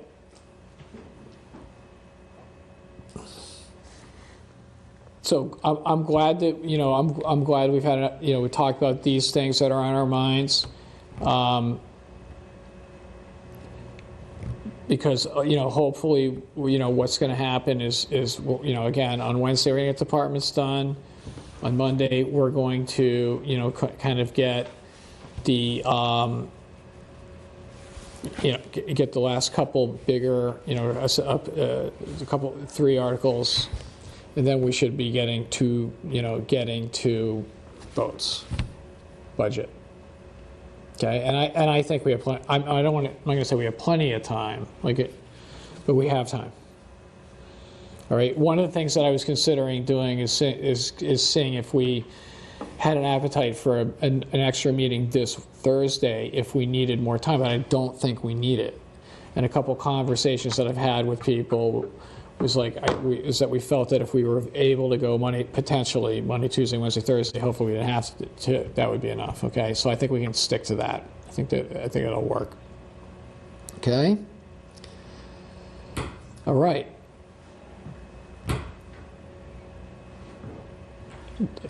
Lori Conley. Oh, I'm just ready to jump in. So is that a motion to adjourn? That's a motion to adjourn. Is it seconded? Second. That's Steve. Is anyone opposed? It's unanimous. Thank you. Have a good night. Thank you, Dave.